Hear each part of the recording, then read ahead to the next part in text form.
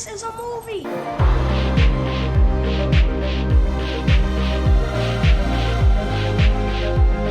Keep repeating. It's only a movie. Only a movie. Only a movie. I love movies. Gosh, I love movies.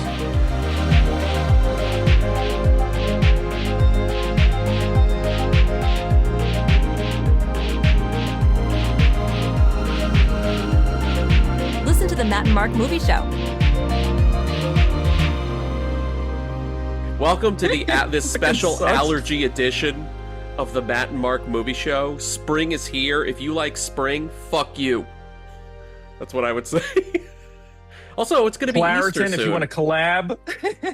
Dude, I am now more Claritin than man. I am on so much Claritin Claritin and Sudafed. I'm on every fucking day. You're dude. a Clara man. I'm a Clara man. By the way, speaking of that, Easter's the shittiest holiday because it's allergy season. Yep. There's no presents. Yep. It's fucking eggs. Isn't it? Yep. It's eggs, and you just get some shitty chocolate egg. Yeah, dude. Oh, shit. Bunny rabbits don't lay eggs either. Jesus doesn't lay eggs. Where do the eggs come from at Easter? Yeah, he does. Could you imagine if that's what... You know, there's that bit in The Passion of the Christ where, like, he dies and they're all waiting by the cave for him to come out, right? Like, could you imagine if what they were waiting for, if he came out 3 days later and he was like, here, I did it, and he hatched an egg? Like, if Jesus came out and it was like a Yoshi egg, and you'd be like, that's what you were doing in there? What the fuck was happening in there? 3 days incubation period, bitch. 3 days, yeah, dude. You know what would be great, too? Remember the Passion of the Christ when they're like beating the shit out of Christ? What if it was like a video game and like eggs started coming out of his body? Yeah. And all the people like collecting eggs. Yeah, dude. Bleedy body. They're trying to hurry up and gather all the eggs. Oh, another one. This one's made of wine.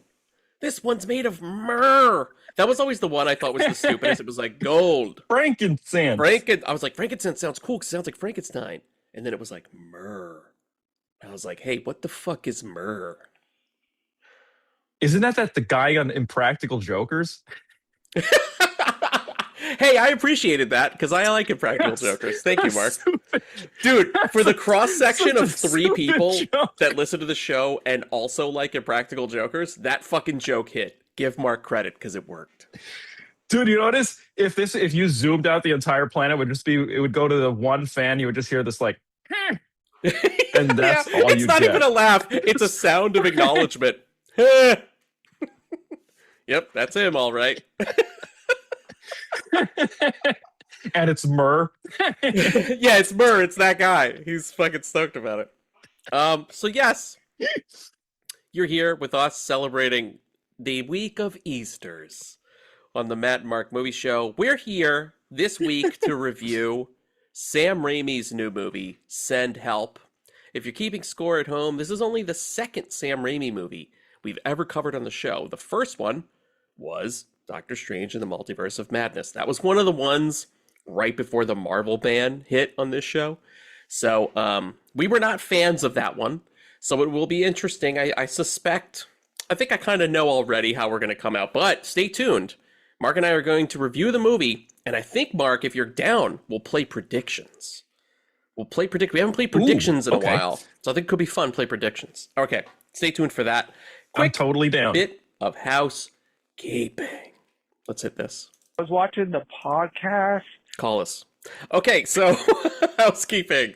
Mark is on TikTok at Mr. Monstrous. The link for him is in the show notes. Go give him a follow. I'm not on TikTok anymore because of the Ellisons. Yes, buddy, anytime.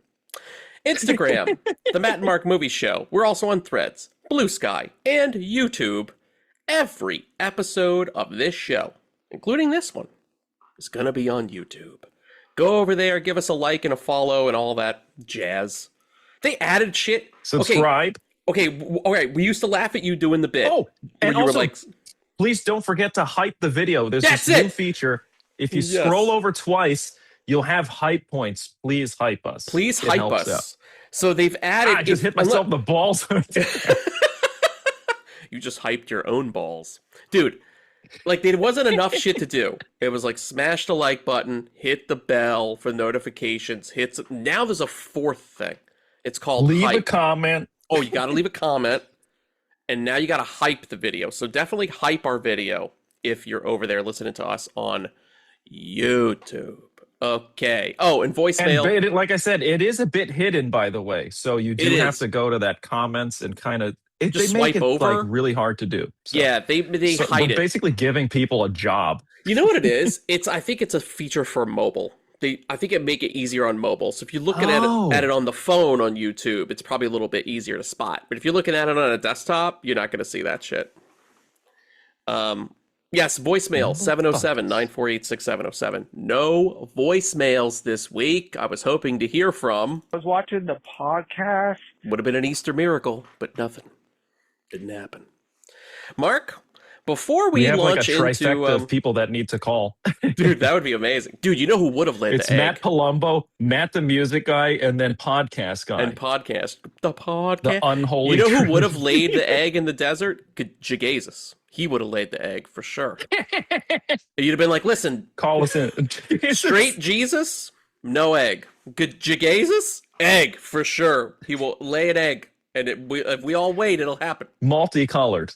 Multicolored, like Yoshi with spots. Mark, it's time for us to do something we have not done yet this year.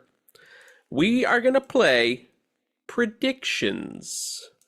This is, if you're new to the show, I assume most of you know what this is, but this is just going to be a bit where Mark and I, we have not talked about the movie. We intentionally don't tell each other how we feel about the movie we're going to review on the show, so that it's a surprise when we sit down to do it on the podcast for you guys. So I don't know how Mark feels. He doesn't know how I feel, but we're going to take this time, the prediction time, to write down how we think the other guy thinks about the movie. Then we will reveal our predictions for you. Okay, here we go. Mark, just to buy us some time, because usually when we try to do predictions, we give each other like 5 seconds, and that's not enough time for a human being to write anything down. So I picked this clip that's going to play. So you're going to hear a clip while Mark and I play predictions. And you know what? Let's pick something random. Wait. Let's at least entertain you, folks, while we're writing shit down. Yeah, get a pen. You've got time.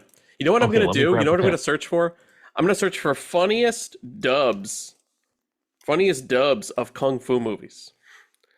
And we'll play some funny dubs while we are writing down our predictions. Here we go. All right, I have a pen. All right, I'm going to play it now. Write your predictions now. If they don't, they will be punished. Honored guests, Shaolin Temple's land was given by the Emperor. I've been abbot for 20 years. And in one day, you want to destroy every... Okay, cool. I'm glad how I searched funniest dubs for Kung Fu movies, and what came up was the least funny one possible. With absolutely no fucking jokes, no punchlines. Dude, there's a dub of a Kung Fu movie. I was trying to find it the other day, and I couldn't find it, where the guy was like, "You are jerking off like a chicken." I was like, I can't find it. I can't find it anywhere. That's why I was hoping it was going to be in that. But instead, you people got the most boring, long scene that made no sense. All right, I've written down... Did you write down your prediction? I got it right here in my hand. I've written mine down as well. All right, folks, we've got our predictions written. We'll reveal those after the review, so that way we know. You can keep us honest. All right, Mark. Last time Sam Raimi was on the show, we were very upset with him because I think it's fair to say we both are big fans of his. And ironically... Oh, huge fans. Oh, dude, of course. And ironically, the one movie of his that we reviewed on this show, because we were two jerks, was we reviewed Doctor Strange in the Multiverse of Madness. And it was bad. It was bad. I wouldn't say Sam has too many bad movies, but I would say I would put that at the bottom of the list. If I had to rank Sam Raimi's, I would put that at the bottom of the list. I would put Oz the Great and Powerful at the bottom of the list. Remember that? Essentially Wicked before Wicked. Shit. Remember that? With James Franco? Not a good movie. Not good. Wow, I totally forgot about that one. Not good. What would you say? Wait, here's Damn. something interesting. What would you say your favorite, and I'm going to make it really hard. What would you say your favorite top two? What are your top two No cheats. What are your top 2 Sam Raimis? All right. Oh, no cheating. I was going to pull cheats. up his filmography. No. You can pull up his filmography. I'm just saying you can't no two-way tie. You can have 2 answers, but you can't be like, and then I want to give honorable mentions to the rest of his filmography. Army of Darkness #1, and then Evil Dead 2. I think those are my. I think I've watched those the most, so they kind of have to be. Yeah, I would say. How about you? I mean, for me, Army of Darkness is my #1 of all time, without question. It's the one I've watched the most. It was the first Sam Raimi movie that I found, I think, as a lot of people our age did.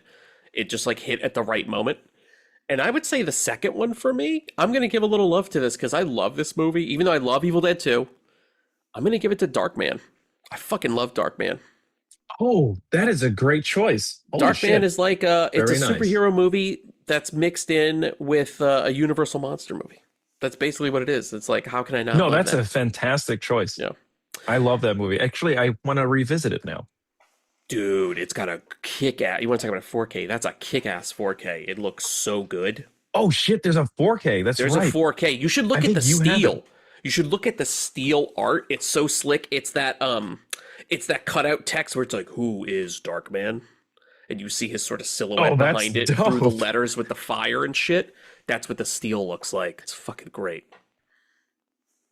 Damn. God damn. So it's pretty cool that Sam Raimi's obviously had a super long career, right? Like, you know, he was kind of had that way. He and Peter Jackson, they kind of had the same come up at the same time where they were like cult horror directors who all of a sudden got massive fan franchises, right? Peter Jackson with Lord of the Rings, Sam Raimi with the Spider-Man movies. Spider-Man. And Sam Raimi, Peter Jackson has basically all but kind of disappeared. He just like makes weird documentaries about World War I and the Beatles and shit. That's all he did. He doesn't do anything else. And Sam Raimi is still working. Followed that same trajectory in that way too, right? A little bit, but did like Sam Raimi is still working. Things. He's still making movies. Like, whereas Peter Jackson, I think, has just kind of turned to this weird documentarian, like tinkerer kind of guy. I think the Hobbit movies really fucked him up. I think the failure of the Hobbit movies also really fucked him up. I think those movies were not easy to make. I think the studio really fucked him over, and he got like really soured by everything. So it's no wonder he just kind of wants to sit at home with his computer and like make Beatles documentaries and shit. And buy like World War II cannons and shit. Yes. They shall not grow old. They shall not grow old. But Sam Raimi is still working.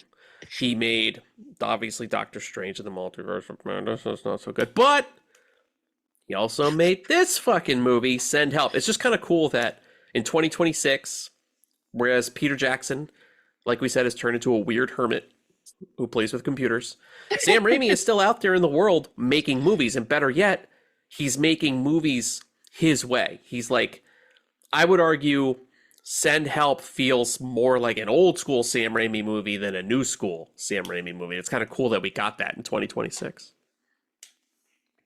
Oh, yeah. Mark, where did you come out? And dude, wait, let's hit this too, to warn everybody, because it's a new movie. Spoiler. We will be spoiling Send Help. So if you don't want that movie spoiled for you, be gone. We'll see you later. We'll see you next time. Have a nice allergy season. Happy Easter to you and Jesus. And we hope you find a lot of eggs that Jesus laid. But we're going to be talking about Send Help. Mark, hit me with the Band-Aid. Rip the Band-Aid off, brother. How did you feel about Send Help? I freaking loved it. I thought he was it was a return to form for Sam Raimi. He went crazy with the gross out humor. It was disgusting in a lot of places, but in a good way and in a cartoony way. So the situation itself shouldn't make you laugh, but just the way he put it together was freaking hilarious. It's a nice little movie. It moves really quickly. I love the cinematography. The one thing I didn't like is a lot of the wides were like a clearly CG island. Oh, yeah. But other than that, I did love the way it flowed. I liked how you couldn't really... I'll put it this way. The trailer threw me off because I had totally different expectations of what it was going to be like. And it's so many other things happening, especially with her character. I think when you watch the trailers, you're like, he's an asshole boss. and then they're going to crash land on this island and duke it out. And it's actually a very weird survival movie. And Yes. the characters are not what they seem in the trailer. And you kind of, it does this weird thing where you simultaneously hate them and like them at the same time throughout different situations. Yeah, I found my both allegiance weird in their my different allegiance ways. was shifting throughout the movie. Like sometimes I would be on his side, other times I would be on her side, and I was amazed how I was able to both, kind of like what you're saying, but like how I was able to like both characters and hate both characters. But it was like it would change sequence to sequence depending on like choices they would make, where I'd be like, this fucking bitch is crazy. Or that he would do something and I would be like, he deserved it, that punk. Right? Oh, yeah, for sure. He deserved a lot of the shit because he was a piece of crap. Yes. But also, she's legitimately nuts in this movie. Yes. Too. And I would agree with what you said, dude. It's like two spectrums of weird people. Yes. On an 100%, island. 100%. And how they behave. I also think you're totally right, because the trailer, like you do, it very clearly sets up the conflict on the island, but it kind of reminded me of Misery, where you've got a movie that's just two people, it's a captive and a captor, and sometimes, I think your allegiances shift more and send help, but like in Misery, you're very clearly on James Caan's side, you're like, how's this motherfucker gonna get out of here? Yeah.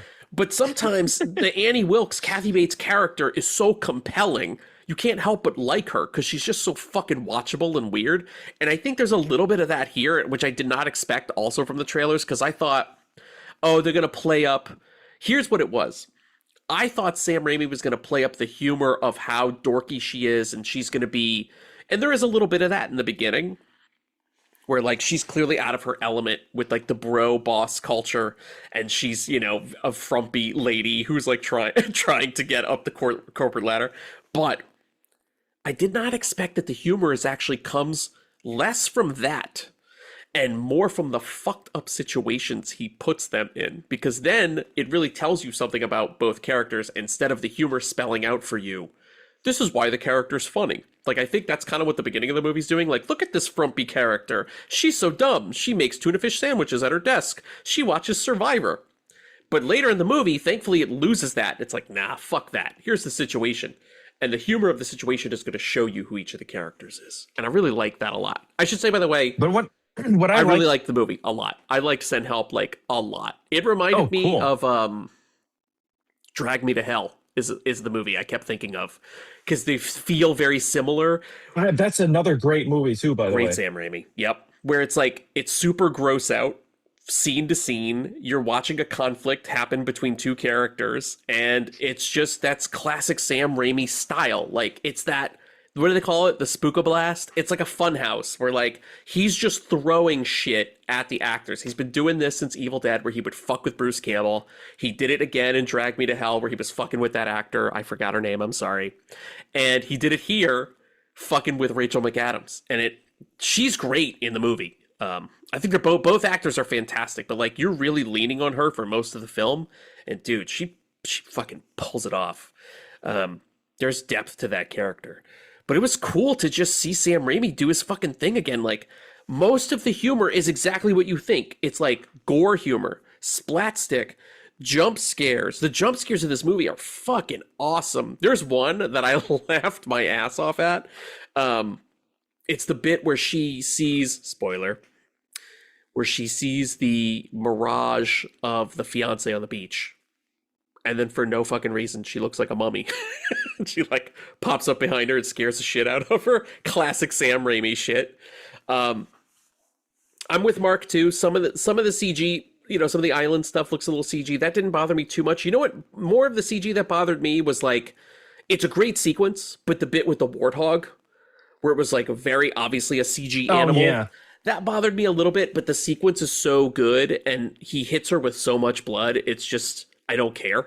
Like, I'm just having fun. Well, the thing is, like, he's so known for like those large scale puppets from his early movies. It would have been cool to see that, because it's sort of like the CG creature is already caricaturish the way they render it, and the amount of blood and the eyeball popping out when it gets stabbed. You know, so it's sort of like, I feel as though it would have been a little, because it's sort of like an over the top gross humor. I think it would have been funnier if they used like a physical puppet for her to Yeah. play against. And that's you what he know? did in Drag Me to Hell. Like in Drag Me to Hell, when she's fighting the woman in the car, which is the best scene in the movie, and that puppet has its mouth open and it's just like vomiting out all the bile and gross shit on her face. That joke lands because it's so practical and ridiculous. And there's a couple moments like that in this.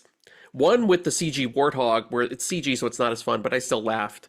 Because the warthog, everything is extra gross. It's like frothing at the mouth, and it also has a bunch of snot. Did you catch that? Like green shit that's just keeps flying out of it blasting at in her her. face. And then blood is also flying at her. And then my favorite scene in the movie is when he's like, fuck you, lady. And he's been secretly making a raft she doesn't know, and he poisons her so he can try to get away. And he has this big moment where he tries to make it out on the raft on the water, and he doesn't fucking know what he's doing because he's like a corporate douche bro. The raft crumbles, he washes up on shore, and he's drowning. And she saves him. And as she's trying to save him and do the fucking CPR, she vomits on his face multiple times. I love that. And it made me laugh my ass off. And again, that reminded me directly, that's like Drag Me to Hell. That was like straight up Drag Me to Hell, and I fucking laughed my ass off at it. Well, the best part about that scene too is like you think she's finished throwing up and it just keeps happening, and then it pauses and you think it's over, and then it just gets even more disgusting. Yes. That, and again, just like the warthog, there's the bit where she stabs it once in the face, the eyeball comes out, and then when she has to stab it again for the kill shot, and it keeps spewing the blood on her. And it keeps happening. It's like a fountain. It's so fucking funny, man. That's great. I love that fucking 20th. Keep in mind, 20th Century Studios is owned by Disney. Disney is like, not only are we going to let Sam Raimi make a movie, we're going to let him do all the Sam Raimi shit he wants to do. Vomit on people's faces, blood on people, all the places. Dude, I had to look away because there is something that I think might be one of the gnarliest things in any Sam Raimi movie I've ever seen. And it's when they're fighting at the end and he gouges her fucking eye and the camera does not cut away. Oh, that one. Yeah, I do like neck wounds, eye wounds. Ugh, that it's will for me, always it's make me turn away. eyes and teeth. Not like I punch you and teeth get knocked out, but more like if a character has like an infected tooth, like you know that shit in Castaway where he's got to get the tooth out. I can't watch that fucking scene. And here, dude, when that eye shit happened in the movie, I was fucking convulsing on my couch, like, get it off, Oh, by the way, am I remembering this incorrectly? You clearly see the finger go into the eye, right? Into the socket. Into the socket. I thought for sure he took her eye out, but I mean he didn't. But I did too, and it was just like the way it looked, more like a bruised eyeball. Yeah. I think they really it was pushed played it for that one. He was played it crazy. more like a Sam Raimi Three Stooges kind of gag, where it looked a little more extreme, and later it was like not so bad. But I was like, that to me might be the most brutal thing in this movie. And we're talking in a movie with like vomit, warthog death, multiple stabbings, crazy shit, like bone gore, shit like that. I think that was the worst. The eye might have been the worst. Also, too, I got to give kudos to. Can I ask? Oh, Gail, go ahead. No. After you, I'll ask after you. I was gonna say I got to give kudos to the kid who played her boss. I've seen that guy in a couple movies. I think he was in a movie that you and I saw. It was not a movie that anybody cares about. Love and Monsters? Love and Monsters. But he's in another movie. Love and Monsters is fucking great. You recommended that to me. I want to say like during the pandemic. Yeah, I love that movie. I love that movie. American Assassin was a movie that you and I saw that nobody cares about or remembers. Oh, that's right. And he's the star of that movie. And it's actually a good movie. Or I remember liking it a lot at the time. I agree. And he's a good fucking actor, this kid. I call him a kid, but he's a grown ass man, but he does like so 40. Good, dude. He plays that douche bro role so like a little too well. Yeah, I actually believed he was a corporate douche. Yes. And I had to laugh because did you catch in his office the portrait of his dad was clearly Bruce Campbell? Oh, I missed that. Yeah, she was like because his dad loved her and was going to promote her, and then he retired, and he gives the job to his douchebag son. And in the office is clearly it was like his dad's office, and there's a framed painting of Bruce Campbell, and I was like, oh, he's the boss. Oh, that's cool. He's the dad. Yeah. Little Easter egg for you. I was waiting for him to have a cameo, by the way. I was but too. That was I don't his think he cameo. does. I was actually, what I wanted to ask you was, were you secretly hoping that she would turn out to be a good person when, when she's given the choice to kill the girlfriend and that guy? Because up to that, I kind of understand why she wants to torture him a little bit more, just because he's like a total piece of shit and his friends, and has been treating her awful on this island, despite her doing all the survival work. By the way, that's something that I thought was really cool.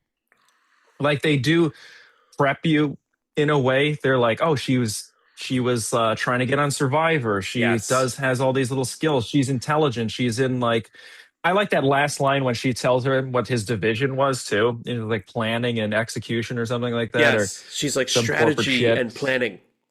Yeah, thank you. Yeah, he's like, you were in accounting. That was such a cool, it was a really cool way to explain how she's so good at and the stuff that she does on the island is very cool. And I also like the fact that for the end credits, they show you there's like little guides on how to build shelters and make fire. Yes, and like how to tie a knot correctly, which is detail. A super simple thing that he couldn't fucking do.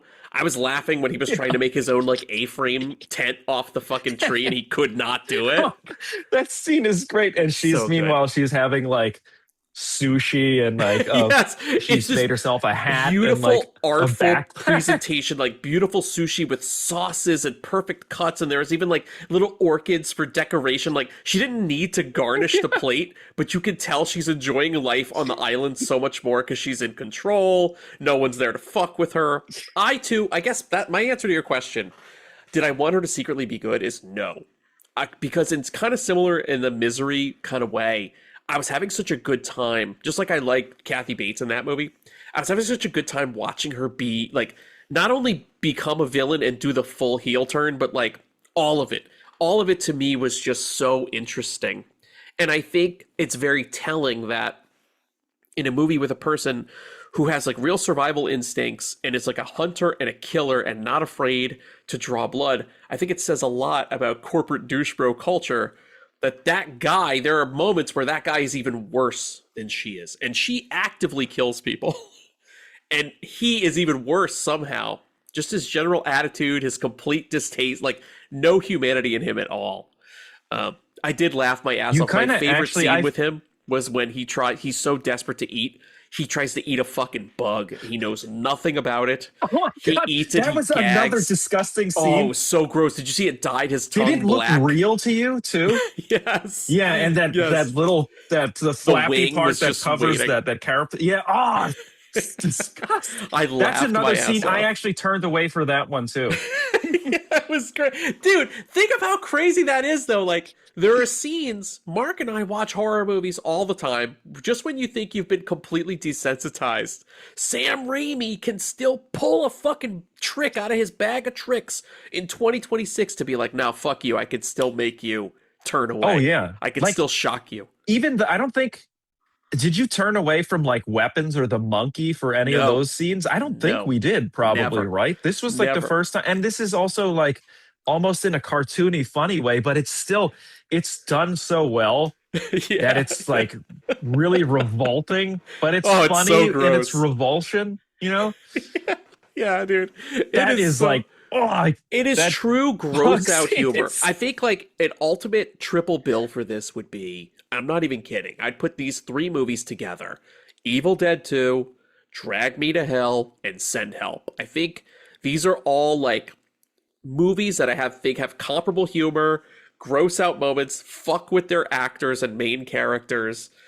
Like, it's all there. I kept thinking about, there were just times where I was like, this is so Evil Dead 2, this is so Drag Me to Hell, and I was just like, I can't believe, I'm so fucking happy that we got another Sam Raimi that's this good, you know?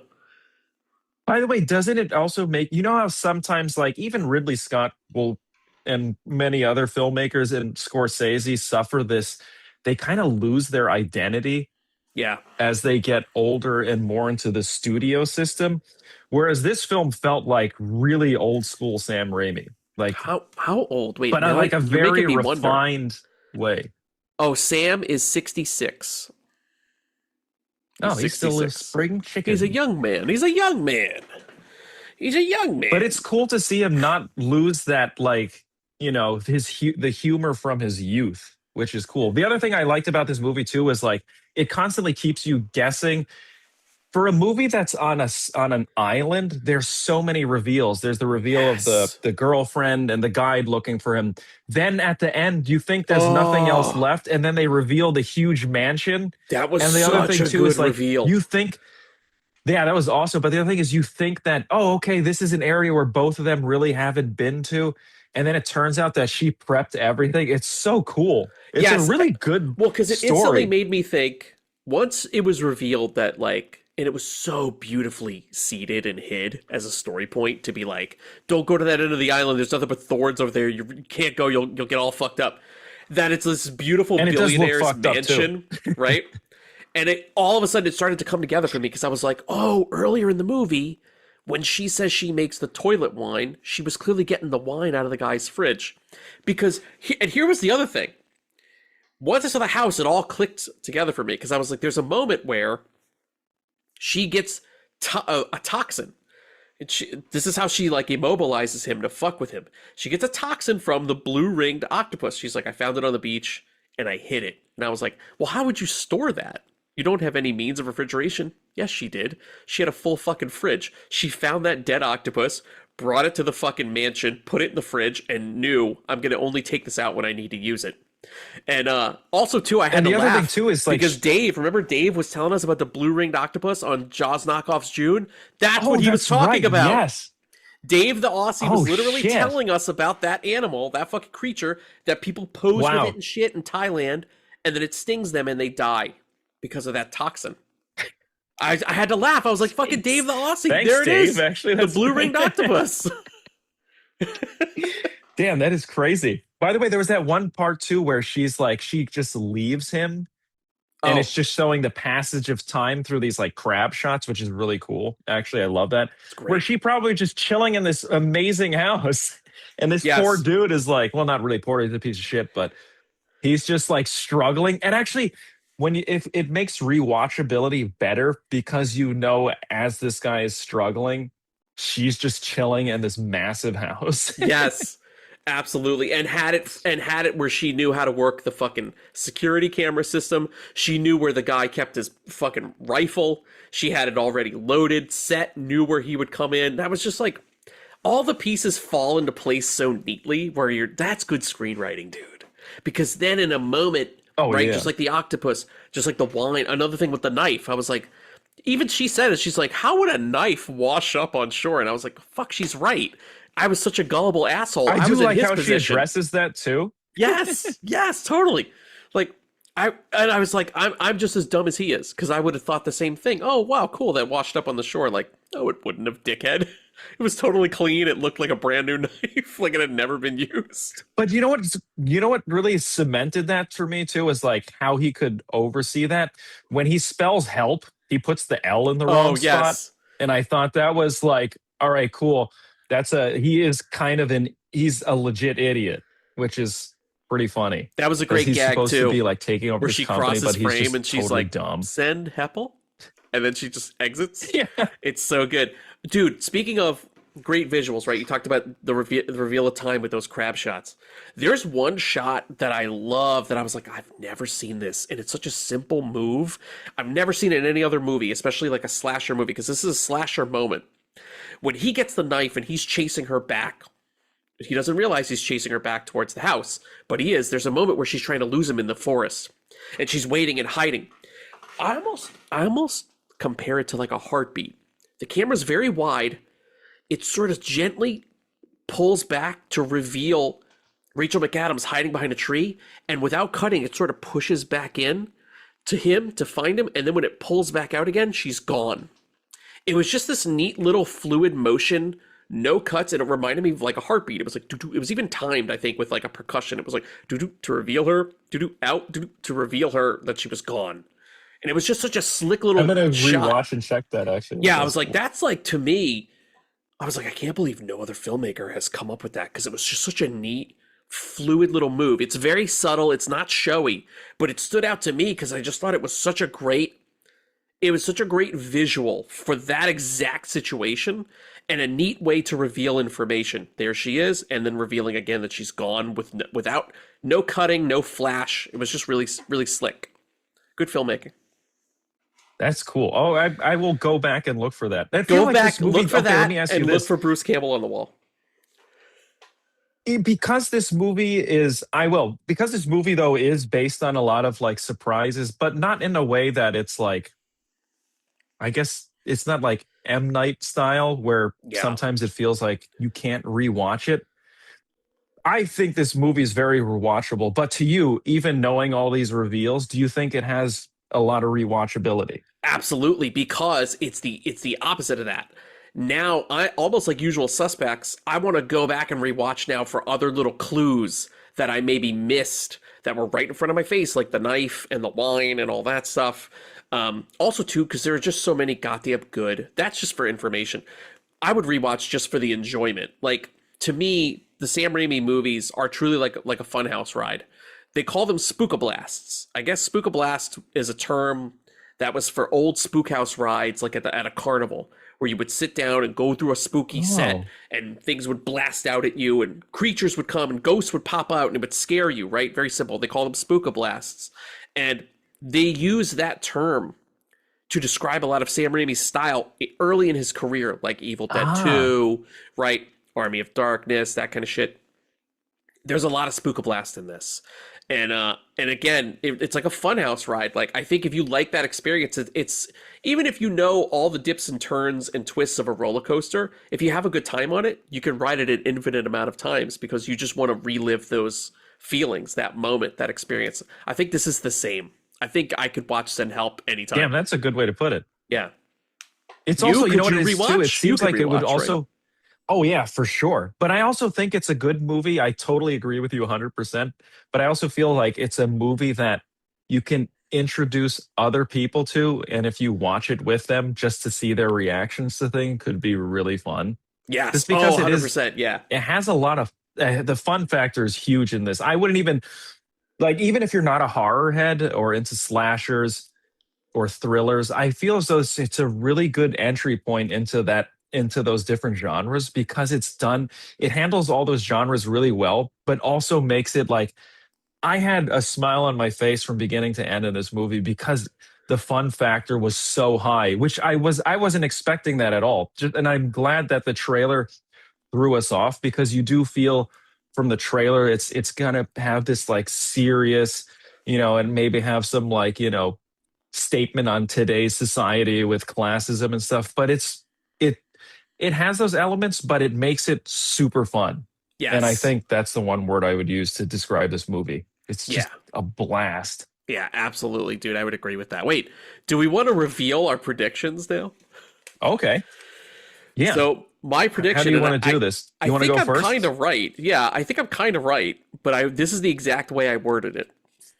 Mark loved it, but wishes he saw it with a crowd in the theater. You did not say that part, but you did say you loved it. But that was me guessing, saying you wished you would have seen it with a crowd. I'll say you're correct with that statement, because as I was watching it, I was like, why didn't I see this in the theater? Yes, same. And I thought because visually, I think if it's still playing near you, if you're watching this and it's still playing in the theater near you, go see it in the theater for sure, I think. Absolutely. Although I don't know how big the crowd size would be, because I don't know how it's doing. Anyway, I put Matt liked it and thought Sam Raimi is back to form. Yeah, I would agree. Basically, Mark said that, but I would agree with that statement 100%. He's back. I had a blast. It's so funny. I think you and my predictions, we both kind of spoke for each other. Like, I wished I could have seen this with a crowd. And I know you said Sam Raimi is back to form, and I would agree with both of those statements. It's good, dude. Go see. Can I ask you? Do you know if it did well though, box office wise? Well. Have you followed any of that? Yeah, it did well. It did. Cool. It was not thank God a cheap movie to make, but it didn't cost an arm and a leg. So they made their money back and then some. So it's definitely, I think, viewed as I would say modest hit. It made money, and it's getting a lot of attention on streaming now that people can watch it. I think the movie is, well, you can rent it or maybe watch it. Soon you'll be able to watch it on Hulu because they are owned by Disney. So eventually, I think once this thing hits Hulu, it's going to fucking go through the roof, and people are going to be talking about just how wild I hope it is. so. And the cool thing is, too, because... It totally deserves it. I agree. I 100% agree. I think the other cool thing is that it's going to get... This is a little sneaky, but I think it's going to get more people to watch a Sam Raimi movie who normally wouldn't because of the whole, hey, it's a lady in the workspace kind of being like iced out by a man boss. I think that kind of battle of the sexes, that kind of gender politics, it's obviously, that kind of rage bait is big online. But I think that angle, just that angle, and it's not what this movie is at all. There's definitely notes of it there, but it's not all that the movie is. I think that angle is going to get more people in to see a Sam Raimi movie who normally wouldn't watch a Sam Raimi movie. And that's a cool thing to me.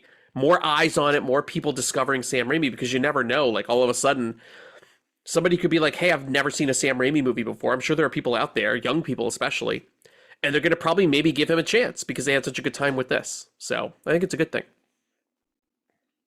Yeah, I agree. By the way, do you feel as though it was less of a battle of the sexes and more of this is what it takes to get ahead in an American corporation? Yes. So it's like it kind of like twists everyone around regardless of who they are. In order to succeed, you have to be a piece of shit somehow. I kept thinking of it as survival of the fittest, where it was like That's sometimes a good way to put the fittest isn't the biggest or the strongest. It's the person who's the most shrewd, or the person who's willing to do the thing the other person isn't willing to do. Like Mr. Beast would be all over this movie, I think. This is like Beast Games. Dude, Rachel McAdams in this movie would win Beast Games. She would absolutely crush Beast 100%. I have no question about it. She would crush. Absolutely, dude. Don't go on Survivor, Rachel McAdams. Go on Beast Games. That's where you would win. Right? They'd be like, who's gonna tell the fat guy that he can't eat for 48 hours? And she would be like, I'll do it. Mr. Beast will give you a briefcase of $1 million if you punch this animal in the face. I'll do it. That's what she would do. Dude, I had to laugh. She would totally win the island for sure. She would. Oh, dude, the fucking town that he sets up, where they're all in the dorms, and she would own that shit. She'd be like a cult leader. The other thing I laughed at a lot was I love the plane crash sequence, but that bit where the guy is dangling outside of her window and he's like, "Help me, help me," and she shuts the shade. Laughed. That was like so good. That was like some Looney Tunes level shit. It was so funny. Also, when the guys are both grabbing on to her seat, and the one guy's kicking the other guy in the face, and his teeth are just flying out of his mouth. Great plane crash. Great plane crash sequence, dude.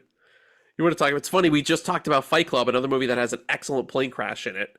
You don't see many great plane crashes, right? Fight Club, Castaway has a great plane crash. We talked about Castaway a bit, and I would put Send Help in there if you're into plane crashes. The Gray is a good one. Knowing is a really good one.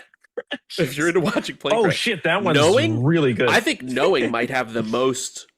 I want to say, if you're having a good time watching plane crashes, you should probably talk to somebody about that. But then if you want to just leave it where you're not interested in watching anymore, go and watch the plane crash from Knowing, and then it'll ruin your whole fucking day. You won't want to watch any more plane crashes after that. Especially if you're going to go on a flight. Yes, exactly. Don't make the mistake of watching that movie before you get on a plane. Mark, anything else you want to say about Send Help? I would just say go see it. It's 5 out of 5 stars for me. Agreed. It's fucking awesome. Agreed. I loved it. I think this is a definite must watch, especially if you're a Sam Raimi fan. But I think if you're not, you need to give this a chance because oh yeah, for sure, it's going to turn you on and expose you to a whole side of yourself you didn't even know was there, where you're going to be laughing at people gouging people's eyes out and shit. You're just going to have a. By the way, didn't you think Oh, this is my last thing. Oh, you know what? No, I won't say it. Because I don't want to spoil it for people. We won't spoil the very end of the movie because I do think it is kind of fun and it does leave you kind of wondering a bit because it kind of left me wondering, like, is this happening or is it not happening? You know what I mean? I was like, I expected there to be like a quick can you spoil rug it? Should we just?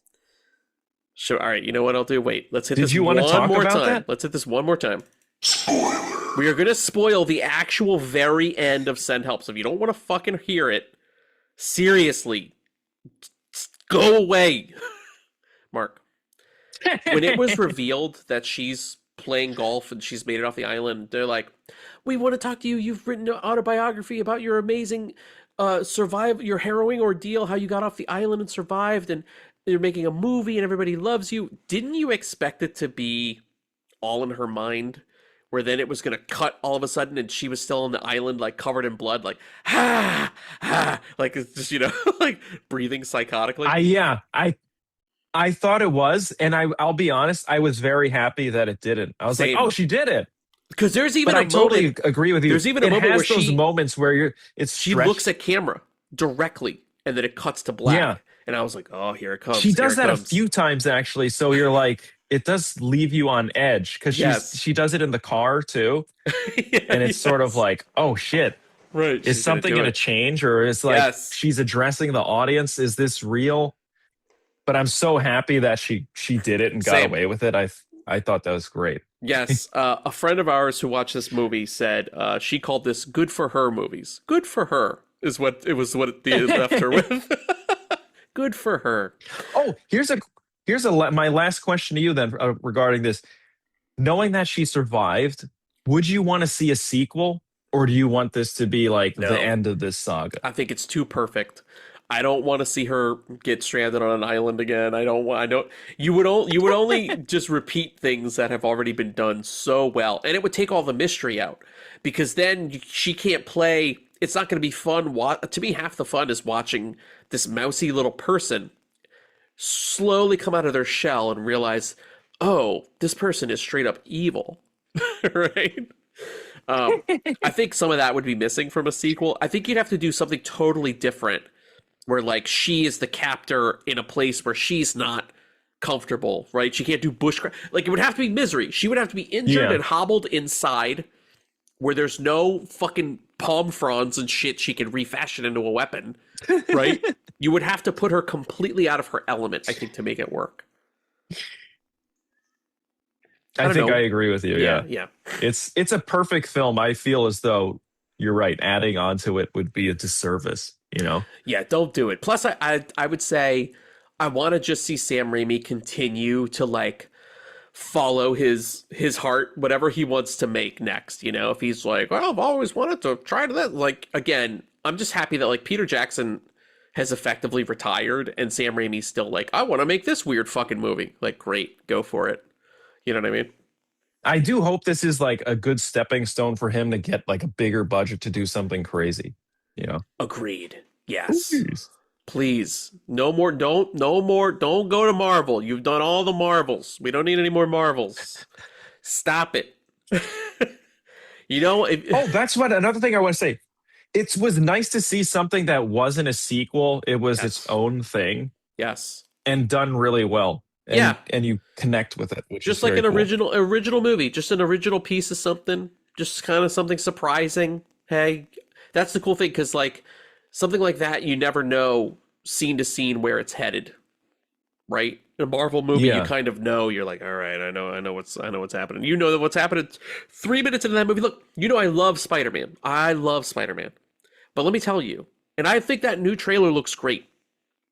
But I know all the stuff that's going to happen in that movie. I know Spider-Man movies. They're baked into my DNA. I know them so well, and I love them. But there's no element of surprise for me. Having some fucking superhero character pop out and be like, look, everybody, it's this character, does nothing for me anymore. That ship has sailed. I'm not impressed by it. I just want to see a camera on your face in the theater. You're just like, the audience is like, yeah. And you're just like, it would be like when we saw Hellboy 4DX and everybody was reacting and all the chairs were moving and I just sat there with my arms folded. That's what it would be like.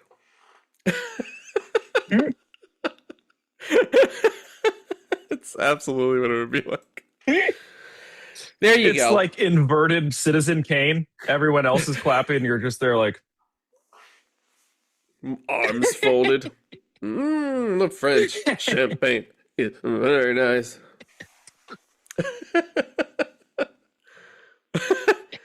Now, who's going to tell Orson Welles that he can't have a whole giant monkey bread to himself?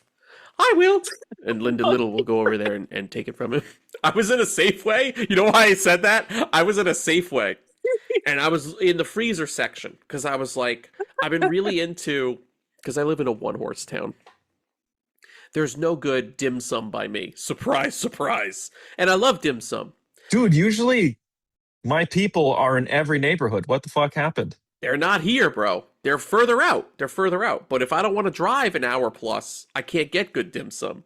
And if it's Wednesday night at 8:30 p.m., you know what I'm not doing? Getting in a car to drive for an hour to get dim sum. So I've been getting these bao buns and Shaolin bao, soup dumplings, frozen. And I make them here at home. It's fucking delicious. I found some really good brands. Oh, shit, anyway, nice. I was going to look for a freezer dim sum. And you know what I found?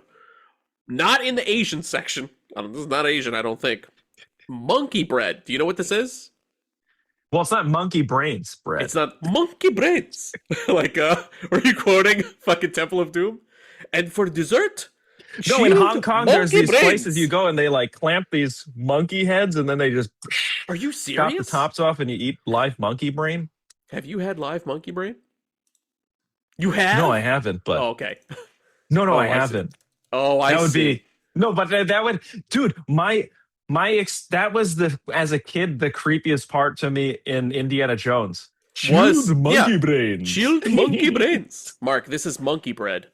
It's a sweet, sticky, pull-apart bread. That looks made from delicious. pieces of dough, sugar, butter. Dude, it's so good. You basically pull it apart into these little chunks, like little donut holes.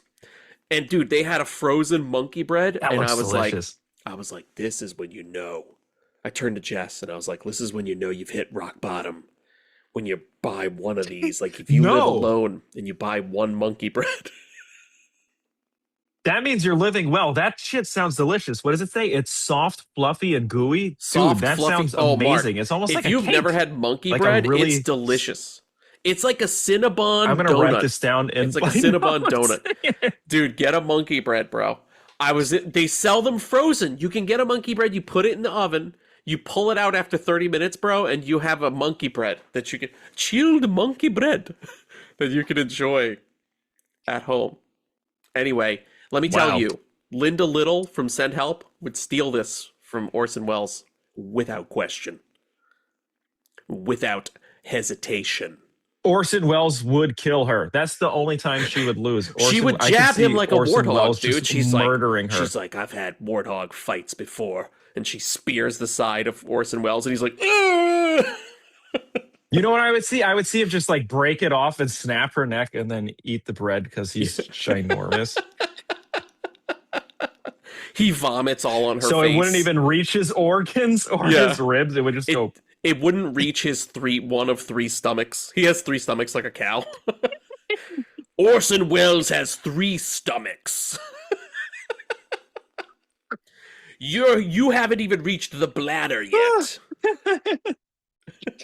Mark, are you really gonna get a monkey bread? Dude, if you get a monkey bread, I want a full report on the show how you liked the monkey. Wait, which place did you get it in? Safeway. Is this like a Ralph's? Safeway. Like, Safeway. Which you have. Safeway? You have up on They have East. Safeways? Dude, I have a Safeway right here. They have them in. Oh, Safeway. If you go to Safeway, wow. they have frozen monkey bread. Hold on, I'm writing this down. You got to go to the fat guy section. That's where you have your Texas toasts, frozen garlic breads. I love this section. And then if you look down, they make you look down in shame. You look in the bottom of the freezer. That's where the frozen monkey bread is. Wait, let me see if I can find a picture of the frozen one, because then we know exactly Holy shit. what you have to get. I could probably find it at Ralph's then, right? Bro, I found the exact one. I'm literally looking at a picture of it. This is it. Bridgeford cinnamon pull-up. It's at Safeway, I told you. Shit, dude, that looks delicious. Monkey bread. Wait, so it's frozen, right? I know this is a movie podcast, but I have to know. It's frozen. What do you do to get it to the optimal temperature to eat? Honestly, I would do oven, but this is real scumbag shit, real dirtbag shit. Great microwaved, it says Great on the front of the microwave. box. You could microwave this. If you do that, there's no way it's going to be good because the center is going to be a block of ice and all the little pieces on the outside are going to be nuclear hot. I would say go for an oven with a little foil. Go for an oven with this slow and low, dude. I'm thinking 350. I'm thinking 20 minutes to check in on it. Peel the foil off. Let the oven crisp up a couple minutes, then pull it out. That's what I'm thinking you do. Look at this. All right, let's see if I'm right. Heating instructions, preheat Wow, that to looks 350. amazing. Holy shit. I was right on the temp. Preheat to 350. Remove monkey bread. Cover with foil. Look at that. Heat 20 to 25 minutes. Boom, I told you. This guy knows how to fat guy. I know. Trust me on this. I know already. I played predictions with Google and won. I knew how to make the monkey bread. It was instinctual. Exact. What detail missing? All the details were there, dude. I told you. When it comes to junk Holy food, shit, I that's the will funniest- find a way, the perfect way. That was a more exciting reveal than our movie predictions.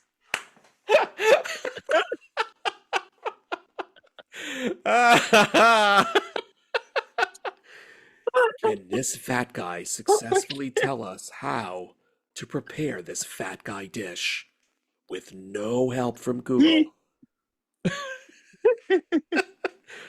Mr. Beast would give me I'd be like, how much money do you want, Mr. Beast? How much money can you give me? Mr. Beast will give you $35,000 in an envelope right now. If you can tell him, I would do it in a second. I'd be like, hand the envelope over, bro, because you don't know. I'll tell you this right now. And the first thing I would do with those winnings, God. with that 35 grand, buy some monkey bread.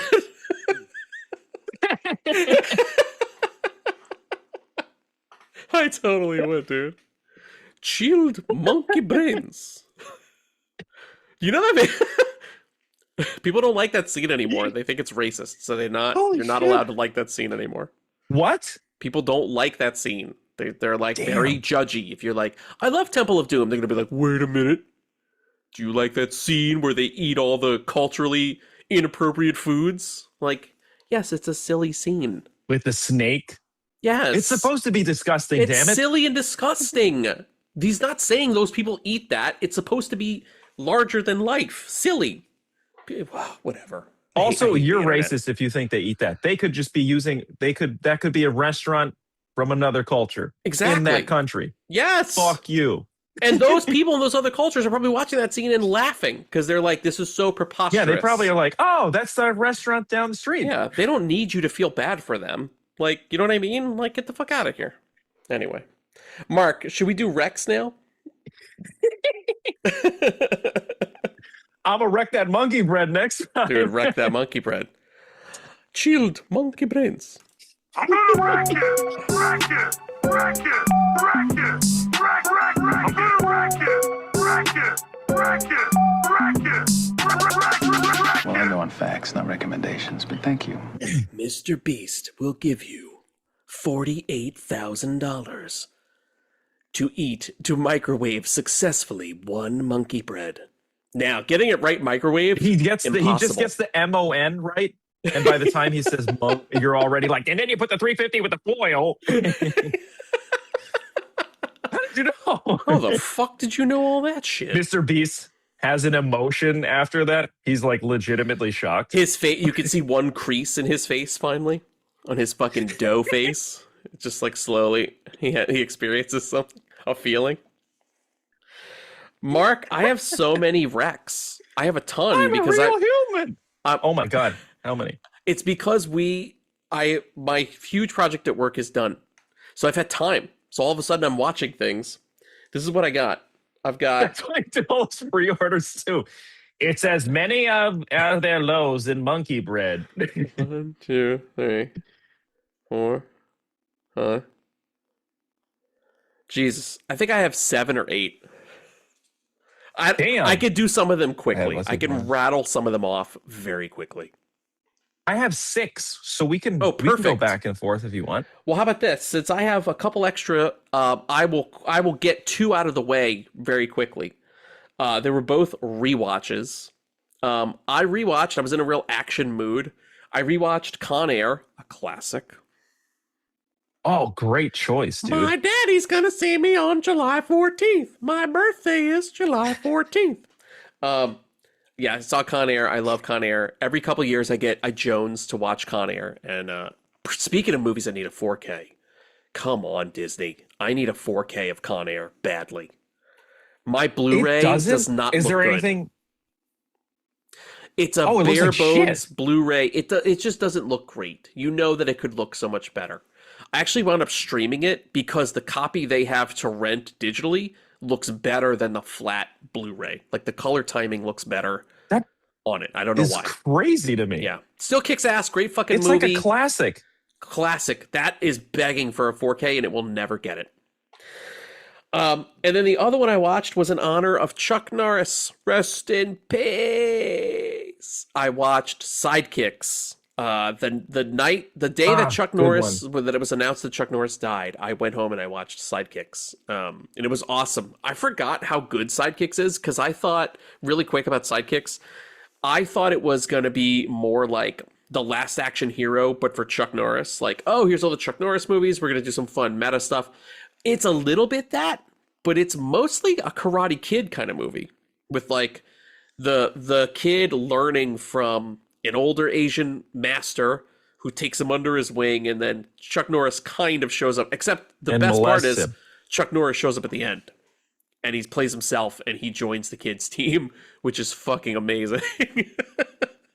Have you ever seen Sidekicks? I remember when I went on that Chuck Norris binge. Yes. And I was just going through all his. Yeah, I saw for that. I loved it. It's a great movie. You know what? He's got tremendous range in his movies. I don't give a shit what anyone says. I think he Agreed. has like, if you look at the variety of his films and genres he crosses, it's crazy how different he is to the other action stars like Van Damme or Schwarzenegger or Stallone.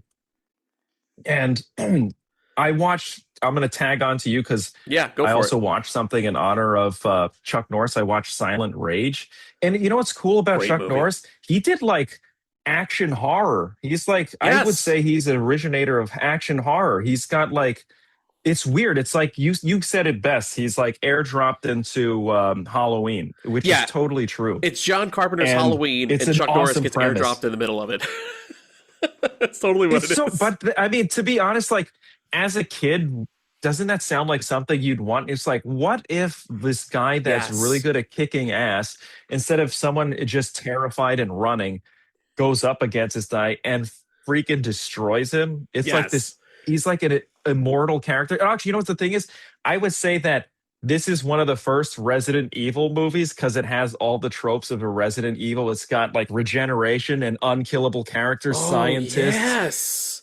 But it's Good like call, Chuck Norris yes. is that like Leon character, and he's just beating the He's shit out of all Leon these Kennedy. people. But it's a great, yeah. It's my favorite Resident Evil movie now. Damn. Good call on that. I didn't even think about that, man. That's a good call. It is like a Yeah, it Resident even has Evil like movie. the lab and everything. Yeah, Yes. and like it's a really cool movie. You have to see this movie. You know, it's weird. All his movies, for some reason, have like these 5.7s and 9s and 5s. These movies are way better than that. It's because people It's a good looking movie. suck. Silent Rage. People suck and they downvote for who God knows why. They downvote. And that's all. They're missing way, out on you know these what the great one- movies.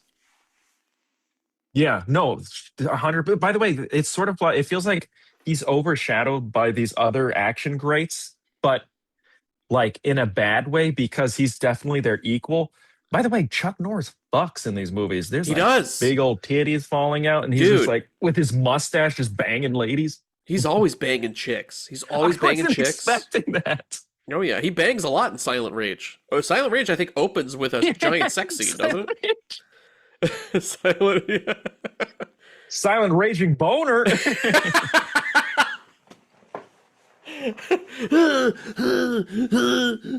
It would be really funny if he's like not. Dude, he's nice with the ladies too. He's not like one of these like violent wackadoos that you got in these ape men in these other movies. You These know, he's like cavemen. really nice and he's very sweet. that like catapult onto women. Chuck He's Norris is groomed. he's a tender lover. He's smooth. He treats them like a monkey. Yeah, he bread. seems like he legitimately cares about these ladies. It's not just He like, does. I'm gonna He's bang not- this lady. Listen, and then he's leave. not gonna just microwave the sticks monkey around. bread. He's gonna put it in the oven. He's gonna tender it. He's gonna make it work. Warm it gently. He's gonna put a bun in that oven. He's gonna and put a stay. monkey bread in that oven. That's right. That's right. And then while Chuck Norris All right, waits see, for now my Jesus to lay goddamn an egg. nose is running. But Dude, my nose just started running, and it is the fucking pits. It is the fucking pits right now. I am on so much for me, it's Claritin. just this one nostril. Oh, right now I can feel it. How slowly. are you still awake?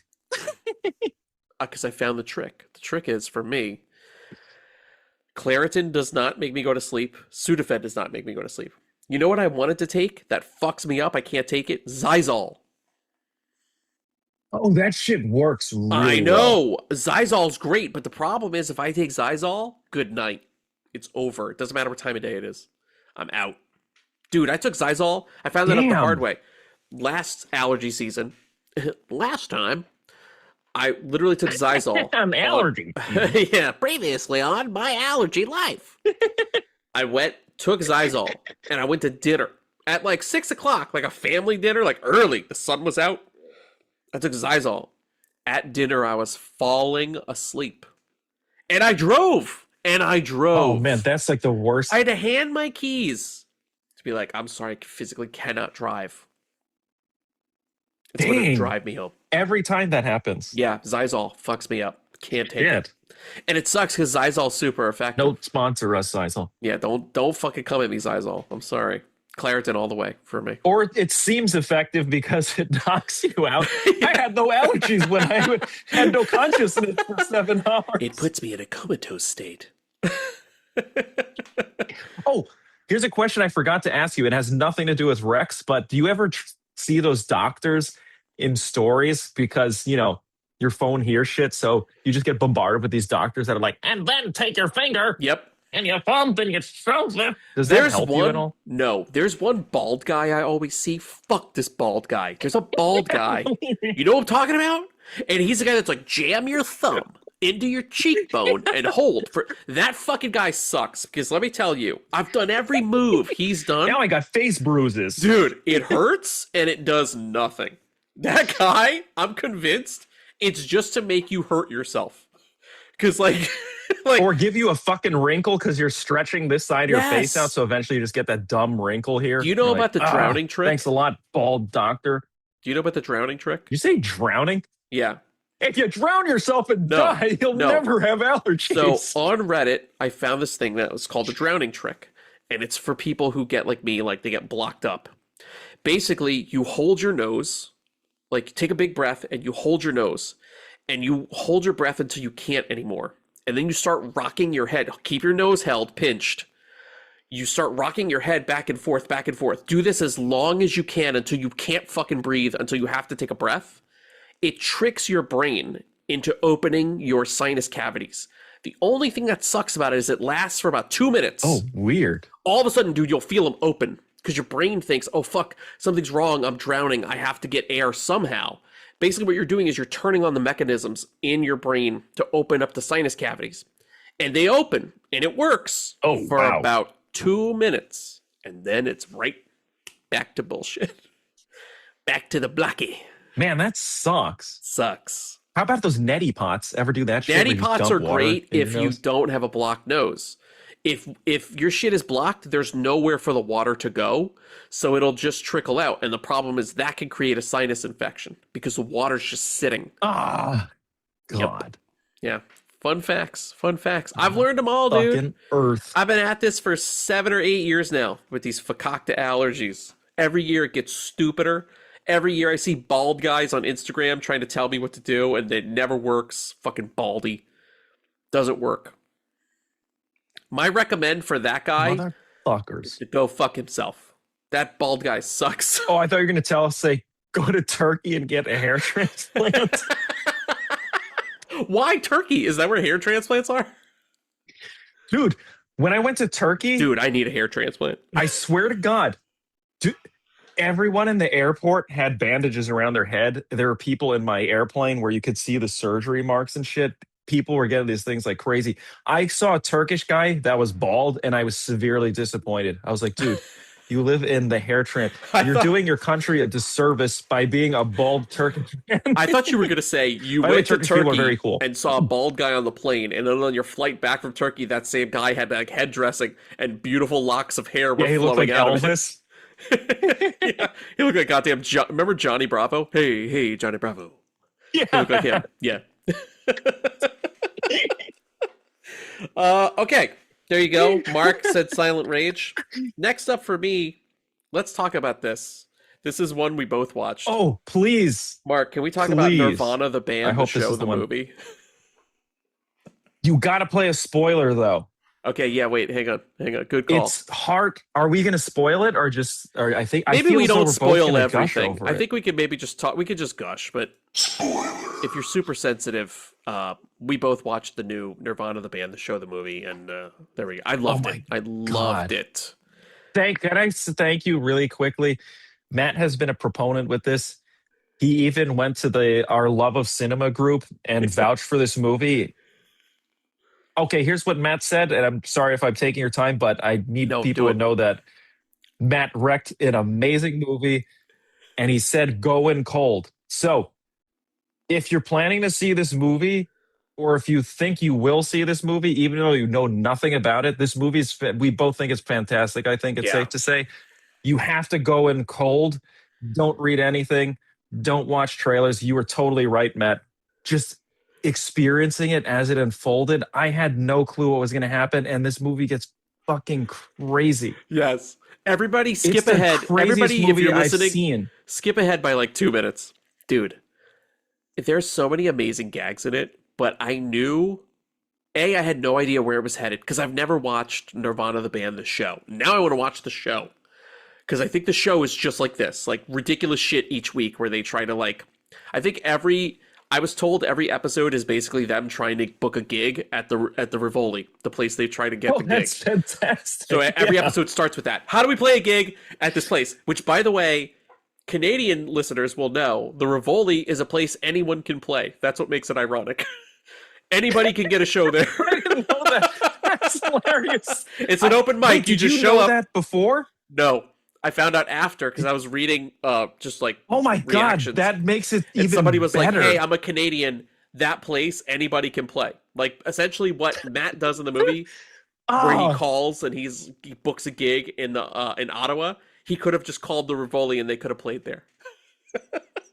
Oh, wait, quick question then for you. Do you wish you knew that before you saw the movie, or do you think it's funnier It's knowing funnier that now afterwards? to know that anybody can just show up. Also, too, one of the funniest fucking things. The movie, I won't spoil all the gags, but one of the funniest fucking things ever is when Matt is slowly realizing what they've done, that they've gone back to the year 2008, because he's in a theater watching The Hangover, and there's a super, super, super joke that would never land today, and he's slowly watching the crowd react like it's no big deal, and that's what cues him in. Fucking brilliant. Dude, that was, by the way, I've been before this movie, I was thinking the same thing. I'm like, dude, everyone loves Bradley Cooper because he did this like a Leonard Bernstein movie. And it's like, dude, that guy was saying horrific shit a few years ago. Just a few years You ago. dumb fucks. Dude, that was amazing. I That's also realized, crazy. too, in that same sequence, when they are realizing what year it is and he runs out, they're playing Black Eyed Peas, Let's Get It Started, right? Well, there's an older version of that song, which is the song that's playing, that has another Yes. lyric that I won't repeat. The real version. And that's the version that plays in the movie. It's brilliant. It's just all of it. And then by the time you get to the crazy shit with like them on the fucking tower. Like, it's insane. The filmmaking in it is so imaginative and fucking crazy that you're like, I haven't had this reaction, and I think you'll know what I'm talking about. I haven't had this kind of reaction since we were in film school, where you would see something that would blow your mind, and you would be like, how the fuck did anyone think of this? And do it, and pull it off, and execute it. When the way that it mixes like the documentary feel with the more cinematic feel, and how they mesh that together, but it makes the whole movie feel very real. And for the sky view scene when I think my brother's here and I want him to see this movie, so I'm trying not to reveal. Yeah. When they clip, clip the harnesses, dude, and he shoves him off. I swear to God, I had goosebumps and the hairs on the back of my neck were raised, and I was sitting forward. This whole movie, I was just enraptured by how fucking insane it was. Yes. It's one of the most incredible movies I've seen, and I can't believe we didn't know anything about it. Yes. Like, because it's from 2025, right? It's a 2025 movie. Dude, that is... But it was released in 2026, so guess what? I'm counting it as my favorite movie of 2026.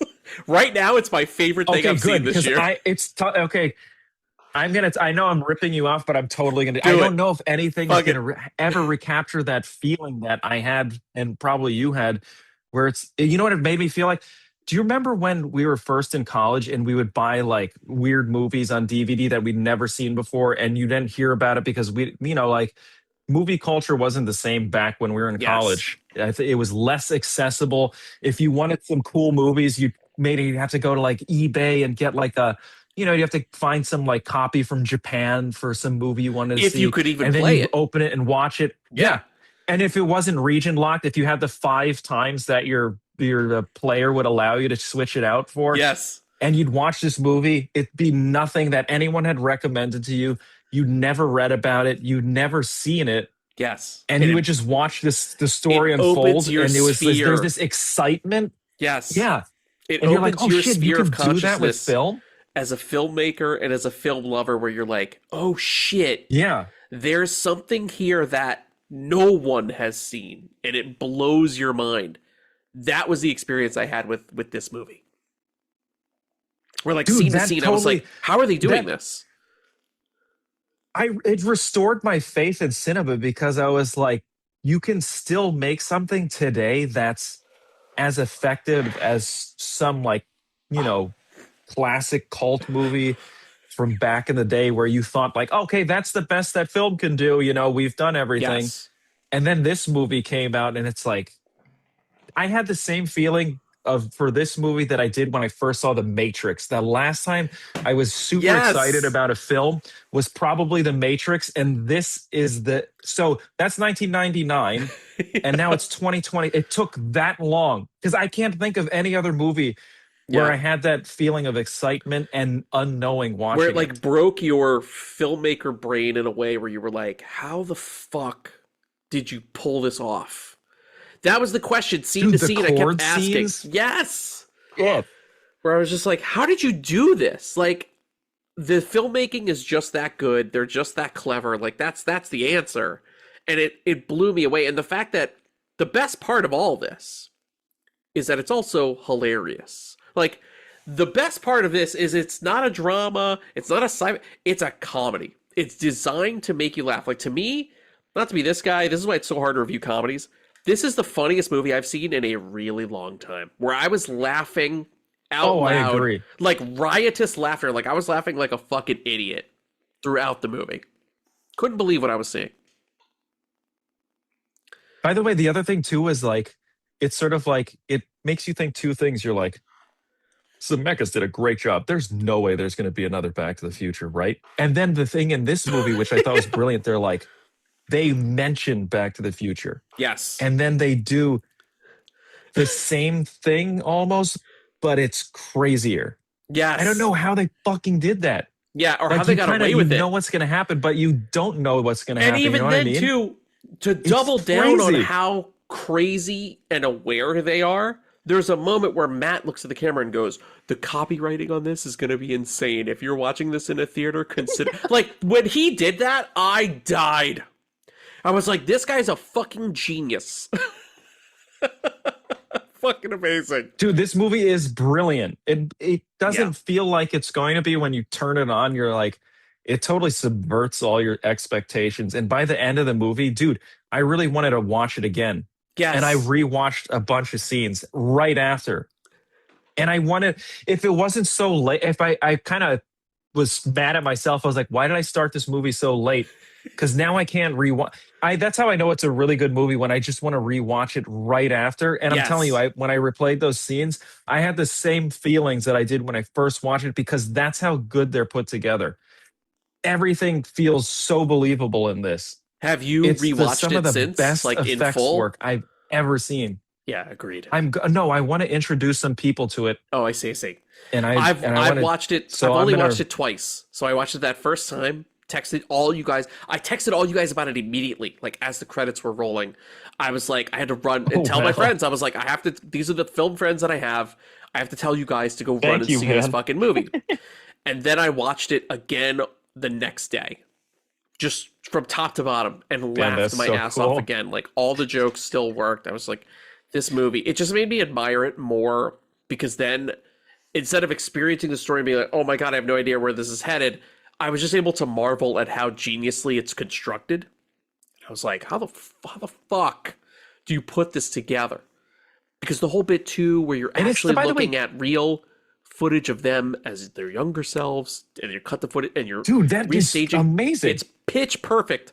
And I found out, basically, I was doing some Googling, and I found out that they basically, the genesis of the movie was that they had found all this old footage of them from almost 20 years ago. The exact footage we see in the movie. And they were like, we don't know what this is for, but we could totally write something around this now, and it would be insane. Dude, because awesome. It will look like we had this plan for 20 years. It's a brilliant Dude, can I be idea. honest?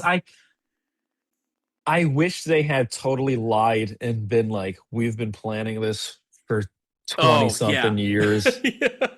And I would have believed them 100%. The craziest thing too is, if you didn't tell me about this movie, even though I'd seen The Dirties, by the way, I probably would not have known about this fucking movie. And we saw the Blackberry movie. Yeah. I honestly, it's been so silent on this movie for some fucking reason. It's like, of all the filmmaker people I know and fans of cinema, it's like, how is nobody talking about this? Yes. Like, you're the only reason why any of us probably know about this fucking movie.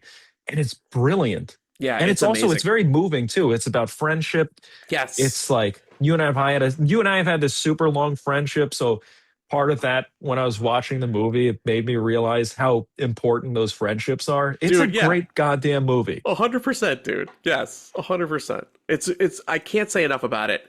It's like I would almost call this a perfect movie. If you want something completely original, go watch Nirvana the band, the show, the movie. It's fucking amazing. The funny thing is, because of this wreck, it makes all my other wrecks feel like piles of shit. Well, you know what's crazy? I think I saw this after I saw Project Hail Mary. And Project Hail Mary is a fantastic movie, and I'm about to wreck that as well. But as good as Project Hail Mary is, when you see Nirvana the band, the show, the movie, it blows it out of the water. Oh, you're 100%. You're like, oh, this is just Project Hail Mary. This is what it made me realize. This is a great version of a Hollywood blockbuster that you understand. They hit all the right notes. Basically, it's a musician playing a song you've heard many times before, but they're playing it the best they've ever played it. Nirvana, the band, the show, the movie, is musicians playing songs you've never thought were possible. Both are good, but it's just like, I've seen this, I've heard this one many times. This one I've never fucking heard. I was like an alien discovering something new, right? But that said, Project Hail Mary. That's a great way to put it too, because they're both like buddy movies. Oh yeah, that would be. I guess that's on my rec list too. So I guess we can just Project talk Hail about Mary. that now if you want. Yeah. I thought, but you know, it's funny because we talked about Nirvana, the band, the show, the music first. It's like How do you it even kinda talk just about makes you wanna Project be like, Hail yeah, that's a Mary? great movie. All right. Yeah, it takes Yeah, all the 'cause gas they're- out of it, and that's exactly the experience I had in real life. Like, look, Project Hail Mary is great, but it is exactly It's that. a fantastic movie. It's a great movie. It's a great blockbuster. We needed a movie like this again. It was fun. It kind of reminded me of the blockbusters of our youth. A lot of people are saying, the obvious ones, like E.T. It has that kind of feel. There's a specialness about it that I really like. I also loved all the hand puppetry, the scenic, the set design. All that stuff's practical. They didn't CG it. You can really tell, too. Yeah, And to looks top it great. off, it's just super everything about it is super likable. The cast is likable. Ryan Gosling is at his most charming. Rocky, the character, is likable. You're rooting for both of them. Yeah, it's just a great movie. You know what's funny? Even before, now I'm realizing, even before I saw Nirvana, the band, the show, the movie, I didn't have much to say about Project Hail Mary other than, hey, great experience, great movie, go watch it. I didn't really have much to say. Here's what I'll say though, like Project Hail Mary is the movie that humanity needed to see to work together and realize that we're all in the same shit together. Yeah. But Nirvana, that movie, that's for like to restore your faith in cinema as a whole. As an art form. Like right? one is Yeah. for all of humanity, one is for like the art form. Yes. And I think 100%. I'm telling you, it just will blow anything I wreck from 2026 from now on, because I have to judge it by this movie, is just gonna fall down the number list, I think. I was this It's sort of nerd, like and I was laughing at myself. I literally went to Letterboxd and I moved all other movies down on my best of 2026 list and put Nirvana, the band, the show, the movie right at the top. I was like, yep, and there it will stay. I was like, you fucking nerd. It doesn't feel like though. At the same time, to me, when I did that, I was like, you know what? This is making my life so much easier because I already know what my number one is. It's like, now I just have to like juggle around 9 movies. Did it make you feel too that like, okay, right, like that's done. Like I'm not going to see anything else this year. I can tell you right now, it would take something equally as groundbreaking to unseat Nirvana, the band, the show, the movie. To me, it is the best. It's already over. The best of 2026 is over. I saw it. Yeah. By the way, if something does supersede it, fantastic. That means great. We're going to get 2 brilliant movies that you'll wreck for the rest of your life, you know? But come on, if you think about it's sort of like, yes, 1999 had like The Matrix, Fight Club. but you kind of forget, even there were, you even like, it's kind of like, who gives a shit about Fight Club after seeing The Matrix? Fight Club has to kind of me? faded away. The Fight Club doesn't have that rewatchability. Look, we didn't even order the fucking steel book. We didn't get you the know? steel. If we really wanted that steel book, we probably would have gone hilarious? after it, I right? jumped to get that Eraser steelbook. I was like, I need Eraser. And it was like Fight Club steelbook, and I was like, hold a moment, hold. Yeah, because it was like, do I really need this? I don't think so. So that experience to me I feel is the same thing that'll happen for this year. It's just like, I don't know. It's like I can't even think of a movie that I've watched from 2026 that even comes near it. Like, Not that's yet. How freaking good it is. Up to this point, as a little sneak preview, up to this point, the only thing I had was Bone Temple. Was my favorite thing I had seen in the theater. It's still up there. But Nirvana, the band, the show, the movie, knocked it right down. Because I still stand by Bone Temple. Bone Temple was fucking incredible. Have you seen Bone Temple yet? No, but I'm flying back to California. Hey! So I'm going to watch it on my big-ass movie screen. I can't wait for you to TV watch screen. the Bone Temple. It's going to blow your mind. It's so good. Not like by the way, Nirvana blow your mind, but I you're going to watched- be like, this is great. Oh, fantastic. Because I did, by the way, speaking of, we talked about turnaway moments. There was one part I was just watching the first few minutes of Bone Temple and was like, and some dude gets stabbed in that artery in the thigh and starts bleeding all over. And I turned away and I was like, you know what? I'm going to wait till I can see this in like a better setting because I have a feeling I'm going to want to be more involved in this universe. So it gets worse. I saved it for... It gets worse, my friend. It gets much worse. You'll know the scene when you see it. Oh God! All right, I can't wait to see this now. Look, Nirvana, the band, the show, the movie, big thumbs up. Project Hail Mary, big thumbs up. Project Hail Mary was great. It was great. It was just, it's hard. It was hard because I literally saw it I saw Nirvana the day after. And I was like, oh shit. Maybe, dude, but I mean, to think about it, it's sort of I was like, what's gonna top Project Hail Mary is so good and uplifting and it's got a lot of stuff going for it. I was like, what's gonna top this? Because I haven't seen the Bone Temple. And then I watched this movie and I was like, okay, that was a pretty easy win for that. Yeah. Which is crazy to say that it shouldn't be, it doesn't feel because there's, like I said, there's nothing on this movie. I didn't even see trailers, ads, little Instagram stories, because you and I we have a lot of podcast buddies and just nerd Instagram and movie channels nerd that stuff. we've We're in the movie and they'll nerd pop sphere. shit up. Yeah. Yeah. Not one. I didn't see shit for it. Now that I've been talking about it and I posted about it on our Instagram, now I'm starting to see Nirvana shit in my feed. It's fucking amazing. But nothing before, right? No. Wait, can I ask, how did you find this again? I heard about it because of a YouTuber I follow who's big into, movie stuff, and they were talking about Nirvana, the band, the show, the movie, and I was just so tickled by the title. I was like, what is that? Because I had never heard of Nirvana, the band, the show. And apparently it has its devotees. People love it. And it's very Canadian. And I was like, I've never heard of this. And I was like, well, can I? And I Googled, can I watch the movie if I've never watched the show? And people were like, yes, you can totally watch. Even Google AI, Gemini was like, you can watch this, no problem. And I was like, okay, great.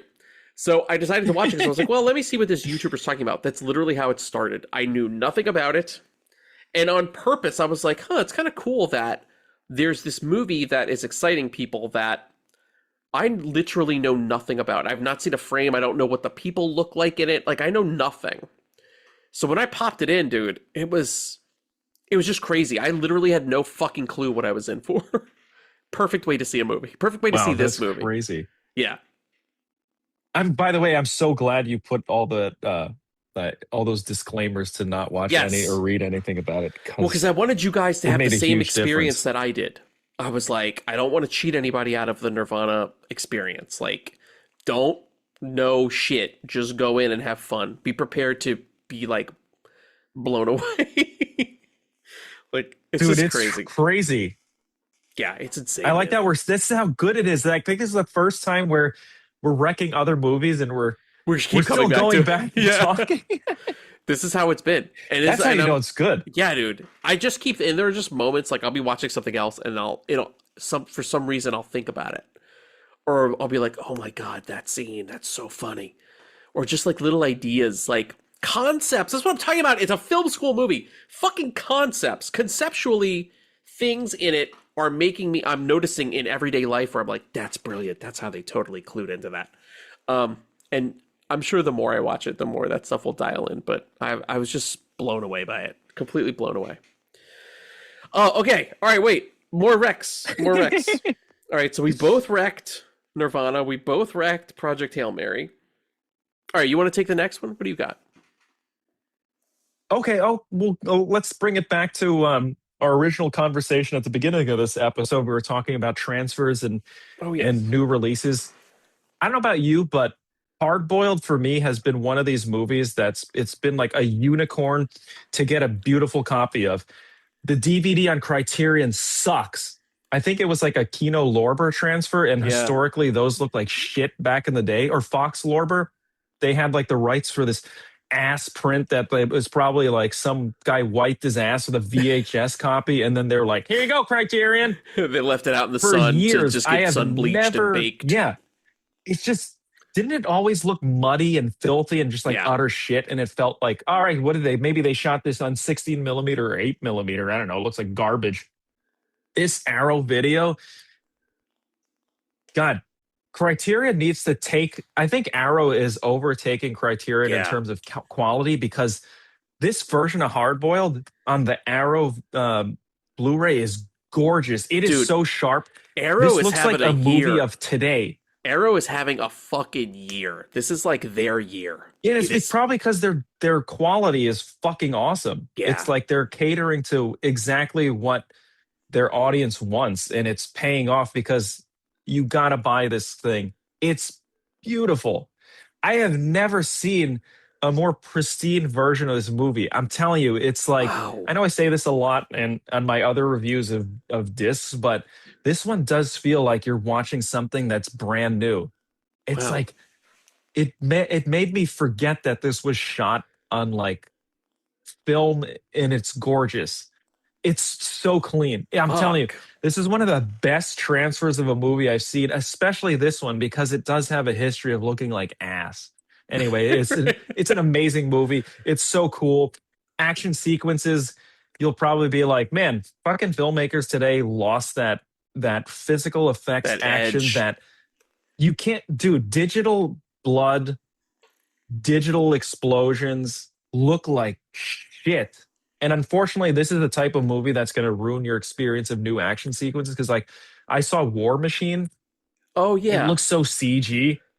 And then I was going to wreck it last week, and then I was like, never mind. Hard boiled. You're like, I don't give a shit. Looks. There's something about physical effects that ground everything, even though it's so over the top and it looks like it's shot in a spark factory and a smoke factory. Dude, there's people with like I love Mac 10s. That's like one of my favorite. Oh yeah, the 90s Mac 10. movie You gun. love a Mac 10. It's like with Yeah. the silence and shit. Dude, there's people on dirt bikes shooting people. They're throwing grenades. This movie rules. If you've never seen Hard Boiled before, it's a brilliant action film. It blows every other action film out. You can see like how The Matrix was influenced by it. You can see how a lot of modern cinema was influenced by it. The camera moves are so dynamic. My cousin was telling me because they didn't have like a lot of unions back in the day that basically they had like carte That's how they were blanche able to do just, like, those blow- stunts and Dude, shit. It looks like people are dying. There's like, and I'm sure this actor has like no shrapnel OSHA in his protection side. at all. No, Yeah. no unions. It's like They were People like, were what if probably Chow getting Yun killed. I Fat's think he head was- gets blown off? They're like, well, if it looks cool, you know? it's like we got 1 billion people, we'll replace them. Yeah. Dude, I'm telling you, there's like this scene where there's one of the characters is diving through a car and this guy shoots it with a shotgun. And because, in movie history, shotguns are just like explosion guns. It hits the inside of this car. There's sparks, there's shrapnel, there's an explosion, and it's hitting this actor as he's diving through the car. And it's like, that guy probably went to the hospital, but it was totally worth it. This movie's awesome. If you haven't seen it in a long time, you got to see it. It's fantastic. It's I so can't much wait. fun. Arrow's Anyway, been doing so hard much boiled. good work. But I also the saw they 4K did Arrow. there's another 4K that they did with Woo too. Bullet in the Head is coming too. Oh, Arrow shit. 4K as well. Yeah, they got some Yes. kind of Woo deal. So they're putting out some Woo movies now, which is awesome. Oh man, thank God, because these are all his Hong Kong movies are fucking awesome. Anthony's action films rule. Well, All right, that's all I'll say about from Hard Boiled. Mark's very Asian world cinema rec, I'll go for a super white boy rec. Mark, I rewatched Robin Hood, Prince of Thieves. I was like, Oh, this was shit. like the day that I started feeling like absolute shit from my allergies. I was like, I just want like a comfort movie in my home. Like if I fall asleep, who gives a shit? Like something I've seen. And I decided to rewatch Robin Hood, Prince of Thieves because it had been a really long time. Dude, I watched the international cut. It's like 30 minutes longer. There's really just all Holy it is there's shit. extra Alan Rickman, which is amazing. There's extra Sheriff of Nottingham scenes. That sounds fantastic. They're fucking great. The new scenes are great. It's fucking amazing. By the way, the movie's almost 3 hours long. I did not feel it. It flies by. Like, flew by. Oh, I I did gotta write not this fall down. asleep. I had such a good time. Fucking amazing. There's some dumb shit in it. Like, and I'm saying this lovingly. From a filmmaking standpoint, there's some stupid shit in it. You'll see what I'm talking about if you rewatch it, Mark. There's a shot. You've seen it, so this isn't going to spoil anything. But there's a shot where there's a bit where I've never seen it, by the way. you've never seen Robin Hood, Prince of Thieves ever? I've never seen it. Oh, fuck. Ever. Okay, I won't say anything about scenes then. It's a great movie. It's a classic for a reason. I used to watch this movie a lot when I was a kid. It came out at I think it came out the same year as Hook. And I remember there being a period of my life where all I did was watch Hook and Robin Hood, Prince of Thieves on VHS. It's so good. Listen, I can reveal this because you know that Kevin Costner is Robin Hood. I don't care that Kevin Costner has no accent and everybody else has a British accent. I don't give a shit. Over time, people really were mad at Kevin Costner. They were like, he's the laziest Robin Hood. It's a lazy performance. He doesn't do anything. I completely disagree. He doesn't. Yes, I'm happy he doesn't do it because he can't fucking do it. It would have ruined the movie if you're watching an actor act poorly and do a shitty British accent. He's just doing what he does best, which is be a hero. And it works. If you could get over the fact that he has no British accent, which really you should, just get over it, it's a good time. It's a really good time. There's some classic scenes in it, dude. Oh, okay. Classic moments. The action in it is great. Some of the opticals have not aged well. It's fine. It is of its time. But I don't care. The shit is still so kinetic. The action sequences in it when he's shooting the arrows, there's arrow POVs. It's awesome. Great fucking movie. Oh, dude, it's still a blast. And I enjoyed it so much. Mark knows this. I went on the hunt to find a good 4K. And funny enough, Arrow, here we go again. Arrow Video is releasing a 4K of it. They have never released one in the States. Everywhere else, all of Europe, everybody else has the Arrow 4K. We have not gotten it, I think, for rights issues. It's finally coming to America, so I ordered it. And it's got all the different versions of the movie. There's 3 different versions. I watched my Blu-ray, my original Blu-ray that had both cuts. Oh. It had the original cut and the international cut. And I was like, oh, I've never watched the international cut. So let me put that on. And that's how I watched. For a first-time viewer, what do you recommend? International or theatrical? Just watch the international one. Because it doesn't change much. All it does is give you extra Alan Rickman, and he's literally the best thing in the movie. So it's great. Oh, okay. Just go for that. That's fine by me. To me, it's the complete picture. It's the complete version. So watch that one. Is there a director's cut, or is the I want to say the international cut is kind of the director's cut. It's not like Waterworld where there are 4 cuts. I think there's only 2 cuts of this one. Funny enough, also directed by same director, Kevin Reynolds. Same star, He's a same good director. director. I love that dude. Yeah.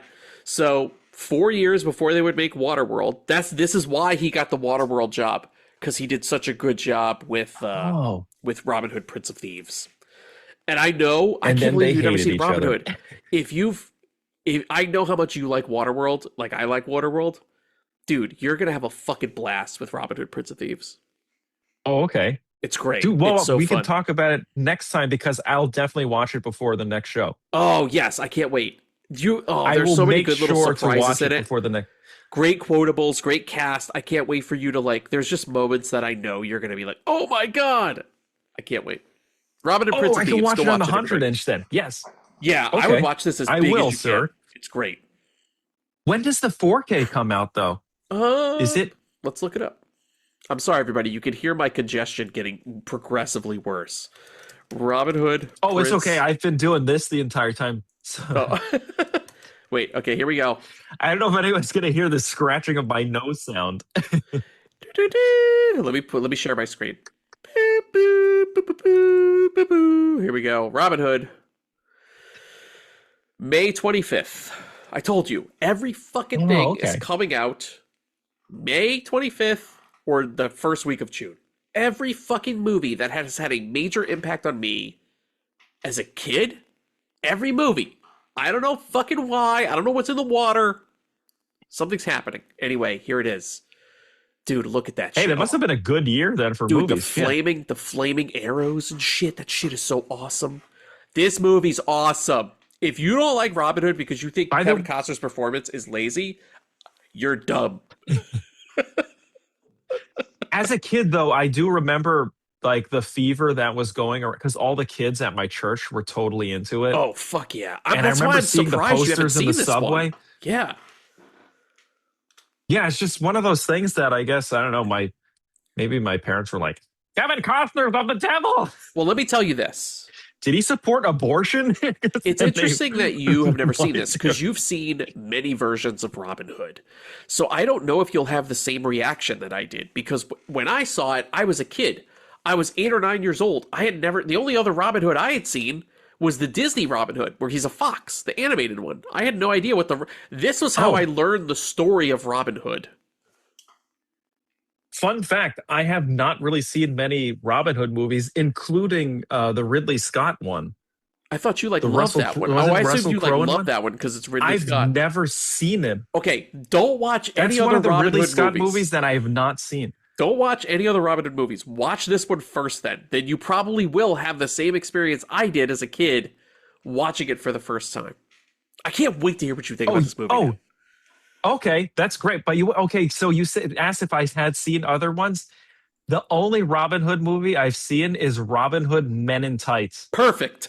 I swear to God, perfect, that's dude. the only- so Well, I that's why only it was made. Robin Hood picture Men in one of his Tights was movies. made to spoof Robin Hood Prince of Thieves. Oh shit! Yes, that's why it was released. I thought wasn't there like a 1940s like Errol Flynn? Yeah, there was version of Errol Robin Flynn, and Hood? it takes a lot of that. But the reason Robin Hood was popular again was because of Robin Hood Prince of Thieves. That Mel Brooks wanted to spoof it. Shit! And So he it instead did of really spoofing well, Kevin right? Costner, a lot of Kevin Costner spoofs are in that movie, but he's really spoofing the Errol Flynn version.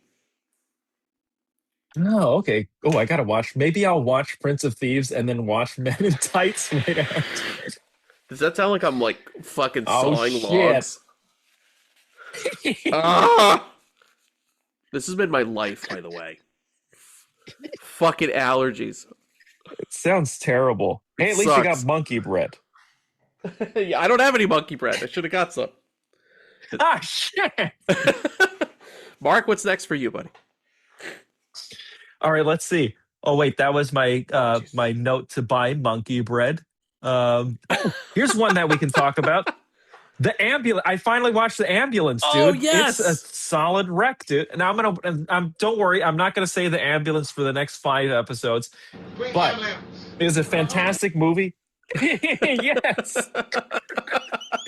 It was a really solid New York movie. I was not Yes. expecting to get a really solid old school New York film. Good representation of New York being a dump and having weird, creepy people. I actually thought that the villain reminded me of the guy from Hot Fuzz. The guy that's yes. slasher prices. Timothy Dalton. For a second, I thought it was Capture me. Timothy Dalton. But dude, that guy the guy in The Ambulance had a beautiful voice. That guy Yes. should be. Is he well known? I don't He's know, a but soap he's a opera great actor. villain. That guy's a soap opera actor. That's how Oh. I know him. Yeah. As a kid, I used to, That my dude mom was would watch good. soap operas, and I would see that guy, and that's why I started laughing. Because when I watched The Ambulance, whatever it Oh, was, a really? month or two ago, I was like, I texted my mom, and I was like, your fucking guy from Young and the Restless is the bad guy in this movie I'm watching. Oh, he's from that. Yes. He's, Dude, great wreck. By the way, the lead. Oh, sorry. oh, go ahead. Oh no, I stepped on you. No, No. no. What were you saying? I literally forgot because I have allergy brain. Please continue. I was gonna say that the lead was so good. He's really like I know it's gonna sound terrible, but when you see this guy, it's making fun of so, but he kind of looks like a douchebag. He looks like he molests women, and he's like he does molest women. He does molest a little bit, but he's a very nice guy. He is a nice guy. He has good intentions. He will does. probably get married and have a family with you, but he may molest you on the way to having. Yeah, exactly. Anyway, he's a likable character, and you do root for him, and you're hoping that. And there's a I don't want to spoil it, I guess, but there is something. There are spoilers for this toward the end, and should I spoil it? No, don't spoil it. Don't spoil it. Okay, I won't spoil it. I feel Anyway, like it's a we've great spoiled movie. every Matt other is movie. totally right. It's yeah. This is totally a huge spoiler episode, but it's a great movie. It's really fun. If you want to know what that era was like, I think it encapsulates it really Yeah. well. It's like New York's a fucking dump. And there's some people great kidnapping like motherfuckers. what the fuck seeds, like stunt seeds in it, where you're like, how the fuck did they pull this Dude. off?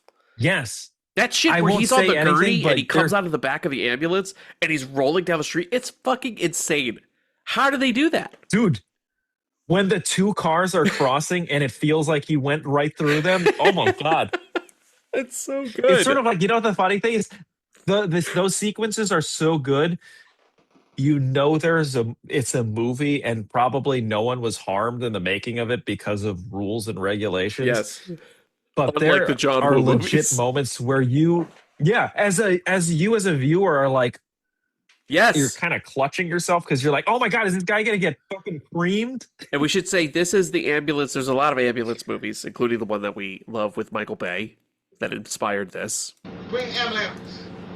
But there's also The Ambulance, which is directed by a buddy of ours, Larry Cohen. Tommy and I always talk about it when Tommy's on the show because we're both big fans of The Stuff. The same guy that directed The Stuff, Larry Cohen, is the guy who directed this, The Ambulance. So if you're looking for this version, look for one that's directed by Larry Cohen. God, I sound It's like fantastic. shit. It's a really I sound like fun- shit because of my nose. Fuck. Jesus Christ. That's gonna be all the comments. Yep. Why does this guy sound like he's underwater? Because I have allergies. take your Rex, but you sound like a douche. I'm so glad you saw The Ambulance and you liked it. I knew you would. Yeah, that was great. That was a really good rec, man. It's got great stunts. And it's shot in film. Dude, the stunts look fantastic. Shot on 35. It's an old, grimy New York movie. It's got great twists and turns, well written, and there's some good scares in it. I was like, Mark is going to love this. And I was right. By the way, the other thing, too, what's great about it is it's very grounded in its scariness. It's nothing like, spoiler alert, it's nothing like crazy or supernatural or monsters, but that's what makes it even scarier. Agreed. Because this could actually happen, which I think I find it to be, it amps up the terror factor and the suspense because this guy is like racing against time. It's almost like, it's like The Game, but not a game. It's like, this is like real shit. Yes. That he didn't volunteer for. Scary, actually. Like he's just thrown into it, basically. Yeah. I was on the edge of my seat the whole time he's trying to find this woman and I was legit worried for these people that he's trying to find. And he runs into there's a bunch of other people that you're like, so the people that this guy befriends or he's trying to rescue and the woman cop, you don't want any of them to die. They're all great characters. I will say that. I'm not going to say if anyone lives or dies, but you as an audience member, you want all these people to be successful, which is kind of cool. Agreed. Yeah, it's a fantastic movie. I loved it. Fuck yeah, man. Let me see. How many do I have? I have two more. Another new one. I saw Ready or Not 2, Here I Come.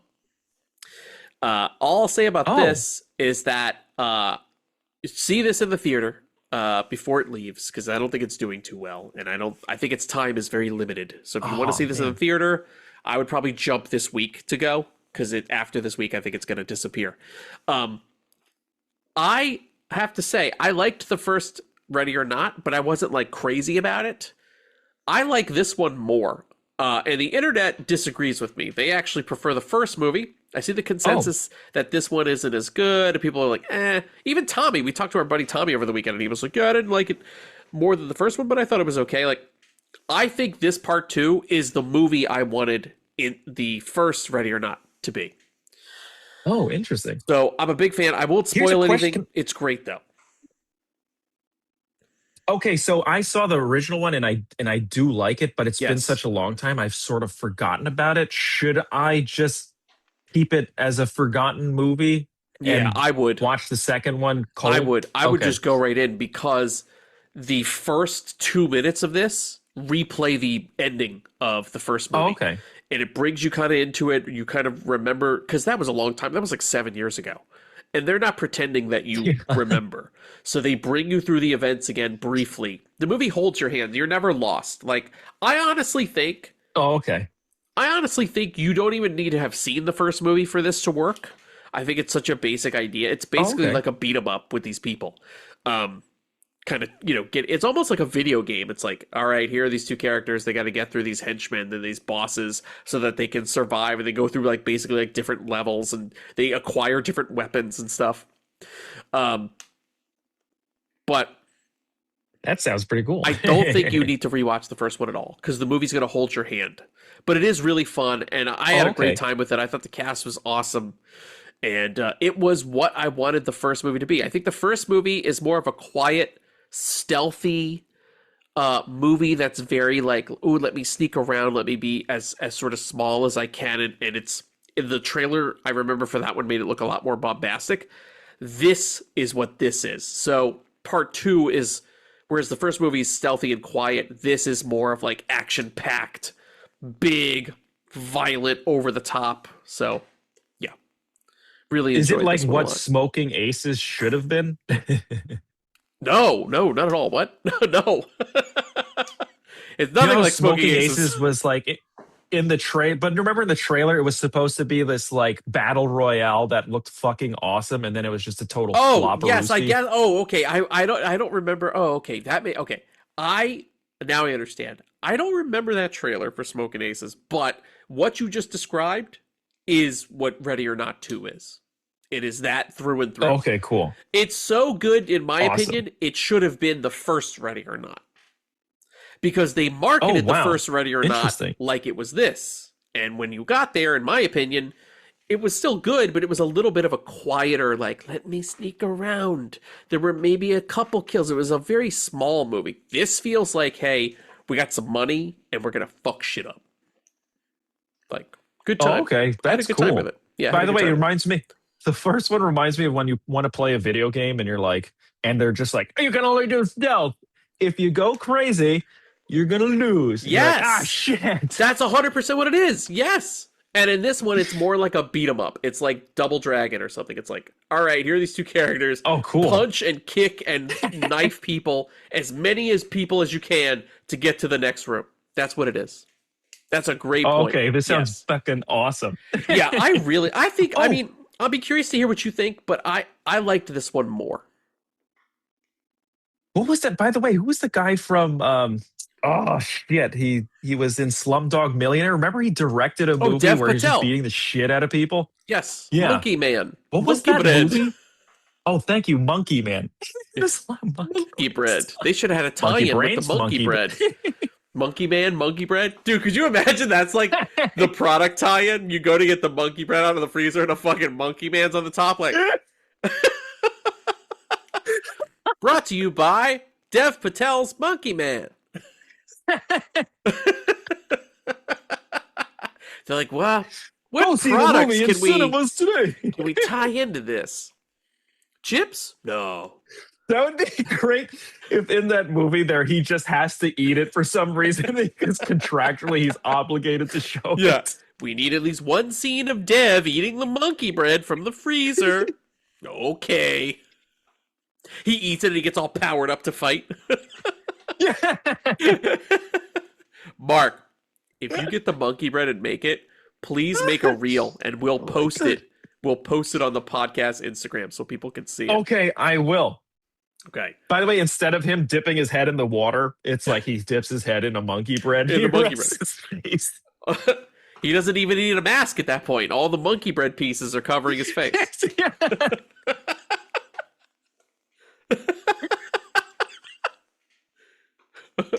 Monkey bread, brought to you by Monkey Man. Just imagine that. It's so stupid. Dude, another missed opportunity. That horror movie Primate, they could have also sponsored Monkey Bread. Are you going to see that? Because it's streaming now. Yeah, I might check it out. This is a total monkey episode. It's a monkey episode. Dude, Monkey Bread is like, finally some monkey movies that we can collab with. Shit, we've been waiting Big forever. Monkey Bread.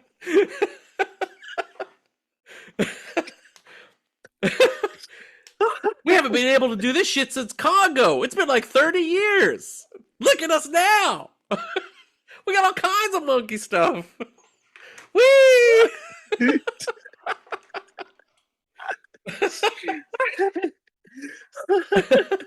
Jesus Christ.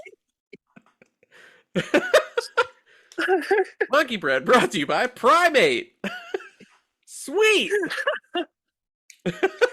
It's like, you know how they have the different box art with the different movies? So it's like the monkey bread with all the different monkey movies around. Yeah, dude. You can turn it around. It's like when you have a Collect all maze. 4 special edition covers. Yeah, when you have a maze on the back of the cereal box, there's like a maze to get the primate to its victim. Now follow the primate to chew the face off this person at the top. Oh my god. I love that shit as a kid. I did too. I used to love the mazes. If you'd be like, all right, like you turn the Legend of Zelda cereal around and be like, get Link from here to this little Triforce down on the corner. I was like, fuck yes! I'm gonna do this all morning. Dude, 100%. Because we're dumb kids, there's like 50 lines going to dead ends. Dude. I would do it. I had to learn the hard way to start in pencil so then I could like erase and then do the proper route. Because I used to do it in pen and you would just see all the fucking lines everywhere. You know what I would do so people would think I had a brain? I would just do it backwards from the end. But dude, dude, one-shot it. That is in a way really stupid. That is still solving the maze. Technically, you still solved it. It's not like you cheated. You technically did it. Let us know, people. Is it a cheat to do the maze backwards? I don't think it is. Let us know what you think. Oh, I don't totally think it is. Mark, any other recs for you, buddy? Shit. I did have one, and it's also a soft rec that it's from what you wrecked last time. I watched Good Luck, Have Fun, Don't Die just because, you know, visually I like his style. I think he always does a good job, and it's going to be weird. You're right. It was totally mid. It sounded a lot better. Like, oh my God, another fucking monkey reference. I am so sorry. I did not mean to do this. I thought it was going to be from the trailer, like 12 Monkeys. Dude, this is the monkey episode. But it's not. It's totally fucking preachy. Yeah. And it's like, it doesn't have any nuance. It's just like, this is what we want you to think. Yes. And there's no two sides. It should be a mind. I feel like these mind benders, the moment they get preacher, you choose a side so you kind of know what the flow of things is going to be. This one doesn't give you this like two-sided beast that you have to choose. Like the movie we reviewed. It's sort of like you don't know what choices you should make and you don't know who you should side with. This one is just bashes you on the head. And it's like everybody's death in this movie is because the greater good, because this guy's right and he's going to be right from beginning, blah, blah, blah. Yes. And it's, I don't know. It felt very forced, but there's really funny moments. There's good stuff. It could have been better if it was less preachy. I but agree there are good with moments. this There's funny stuff. 100%. I agree with this take so much. I did. Oh, cool. Yeah. By the way, you mentioned there was one funny scene that was worth it. For me, it was the boy that had ads. Yes, it was that kid. I thought that was so stupid and funny. That's the only thing that really sticks with me, and I laugh about it sometimes, and I'm thinking about it. Or if I see one of these dumb robots that they have, it's like, here's a new Chinese robot, and I always think about like it is funny if they have humanoids, and this just has a stupid kid is ad. like, have and you the way tried they the do new it is really funny. And Blackberry tea? Yeah. Is it time to have blackberry tea? The nicest thing I could say about Good Luck, Have Fun, Don't Die, and I did not like the movie, and I wanted to. The nice thing I could say about it is that it looks great. It's a great looking movie, but that's no surprise. All of Gore Verbinski's movies are like visually stunning. Great looking movie. Unfortunately, for me, didn't have much to say. But that's the problem, by the way. Like, whenever you see a promo that's like from visionary director, like, part of you is like, okay, it's gonna suck. But I'm just going to go for the cinematography and effects. That's right. They're not making those claims on Primate. They're not like, no. They're like, listen, we don't have to fool the audience. They know what kind of movie this is. We don't have to do any tricks. By the way, 12 Monkeys. Great movie. Great movie. It handles it so much better than this movie. Well, because 12 Basically, Monkeys... anything with monkey in it, we'll go see it. 100%. 12 Monkeys doesn't hold your hand. Good Luck, Have Fun, Don't Die shackles both of your hands together and leads you around on a leash because it thinks that you are stupid. That's a really good way to put it, actually. Yeah, that's exactly how everyone's dumb. Why are they not?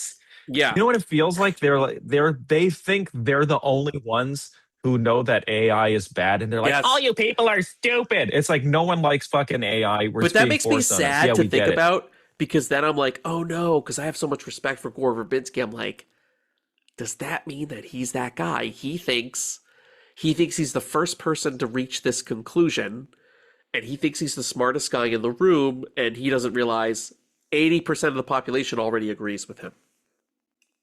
And that's sad. By the way, he also did he also feel like he was the old guy in the room that's like, this is dangerous. Everybody should be afraid of this new technology. It's sort of like Y2K, or when like the internet came out, you had like the old people that were like, what is this? It's scary.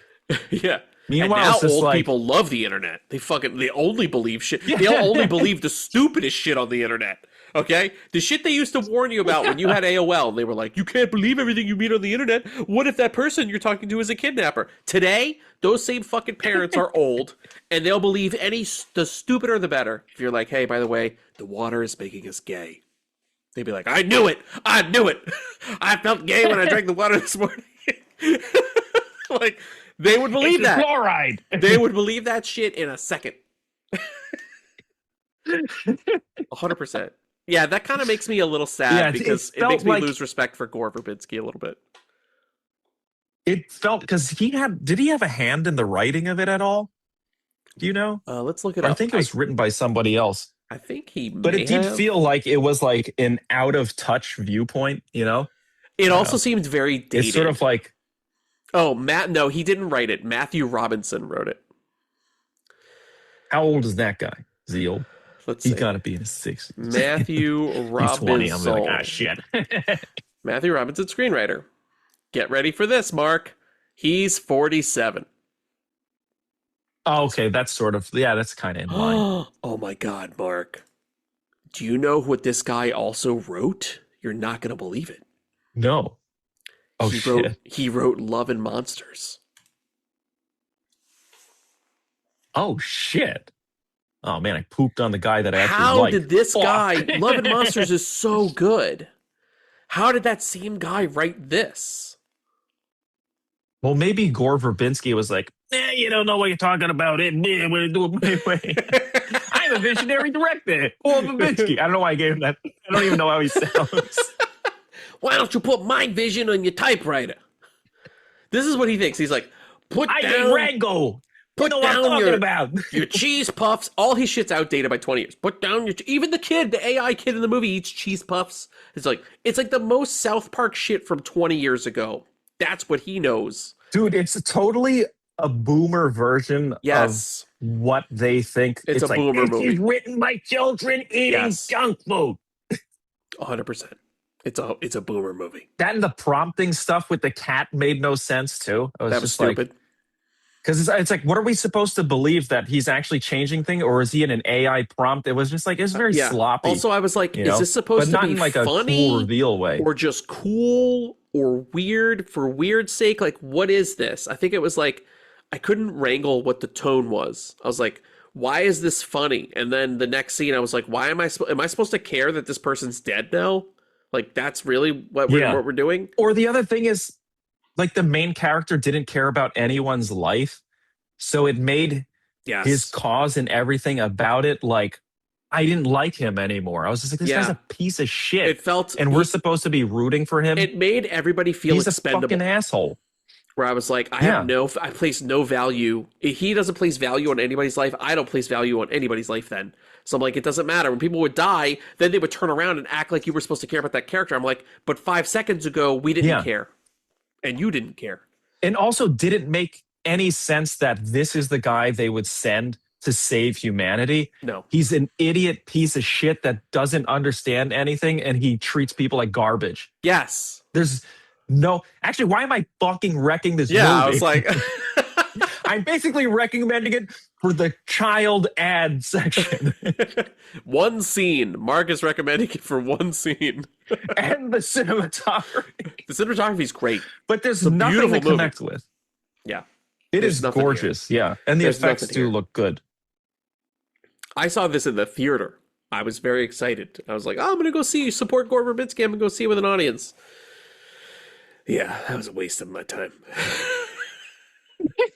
Can I ask, what was the audience response like? I feel as though People you covered laughed it, but I at the forgot. ad scene. It was like the one time we as an audience were engaged. And then people lost interest. I remember one person fell asleep. Not kidding. I remember there was snoring in my theater. I was like, oh, that person cashed out.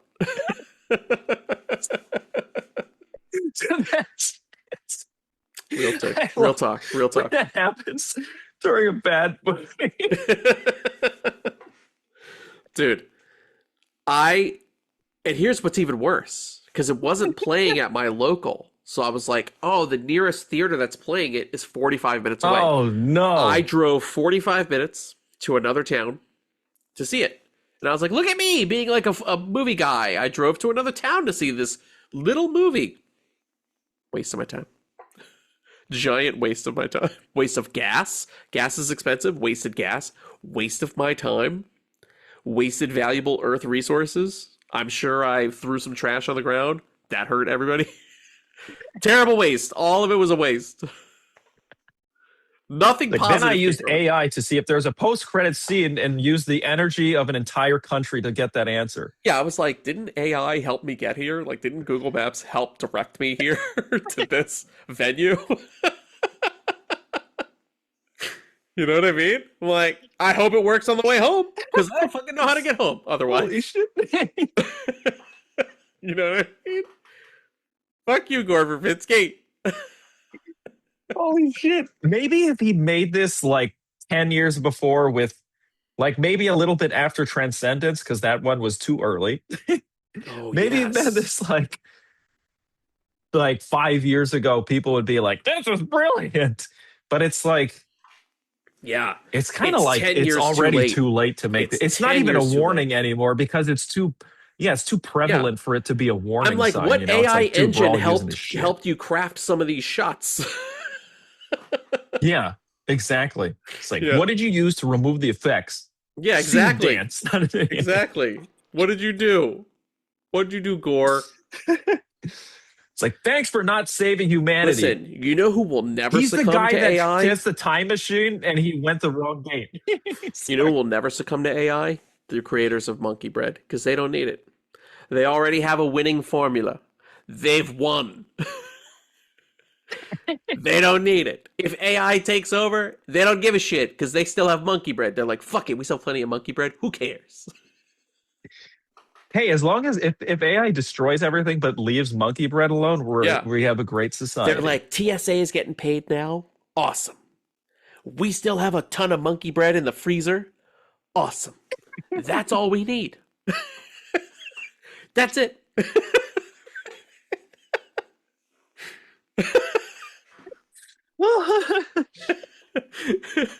This is definitely the Monkey Bread episode. This is the Monkey Bread episode. 100%, dude.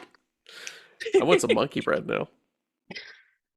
Dude, I need some. I gotta get some goddamn Monkey Bread. Is there a commercial? Wait, let's go out on this. Is there a commercial for this Monkey Bread? Monkey Bread? Let's see. Monkey Bread. Can you get Monkey Bread at Trader Joe's? I feel as though they'd have a really good Monkey Bread. I'm gonna ask AI. Here we go. Here we go. Hey, ChatGPT, who makes the best monkey bread? No, there's no Monkey Bread commercial. Damn. Is Monkey Bread an old thing? All right, let's see. I'm asking ChatGPT who makes the best monkey bread. Let's prove Gore Verbinski wrong. AI will save us. Here, let's see. Searching the web. Oh, these two dummies reviewed it.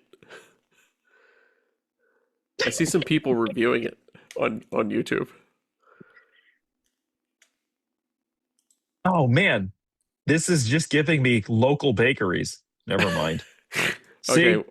we're fine. AI sucks. Here we go. Wait. I won't play this, but I won't play it with sound. everyone. No, I definitely will not play this with sound. They're eating. That's the Monkey Bread. Dude. Oh, look. Look Minute at that. 1. Oh, man, that looks delicious. Microwave method. Oh, they microwaved it. They microwaved it, dude. Losers. When are they going to touch the Monkey Bread, dude? When are you going to shock the monkey? You know what I mean?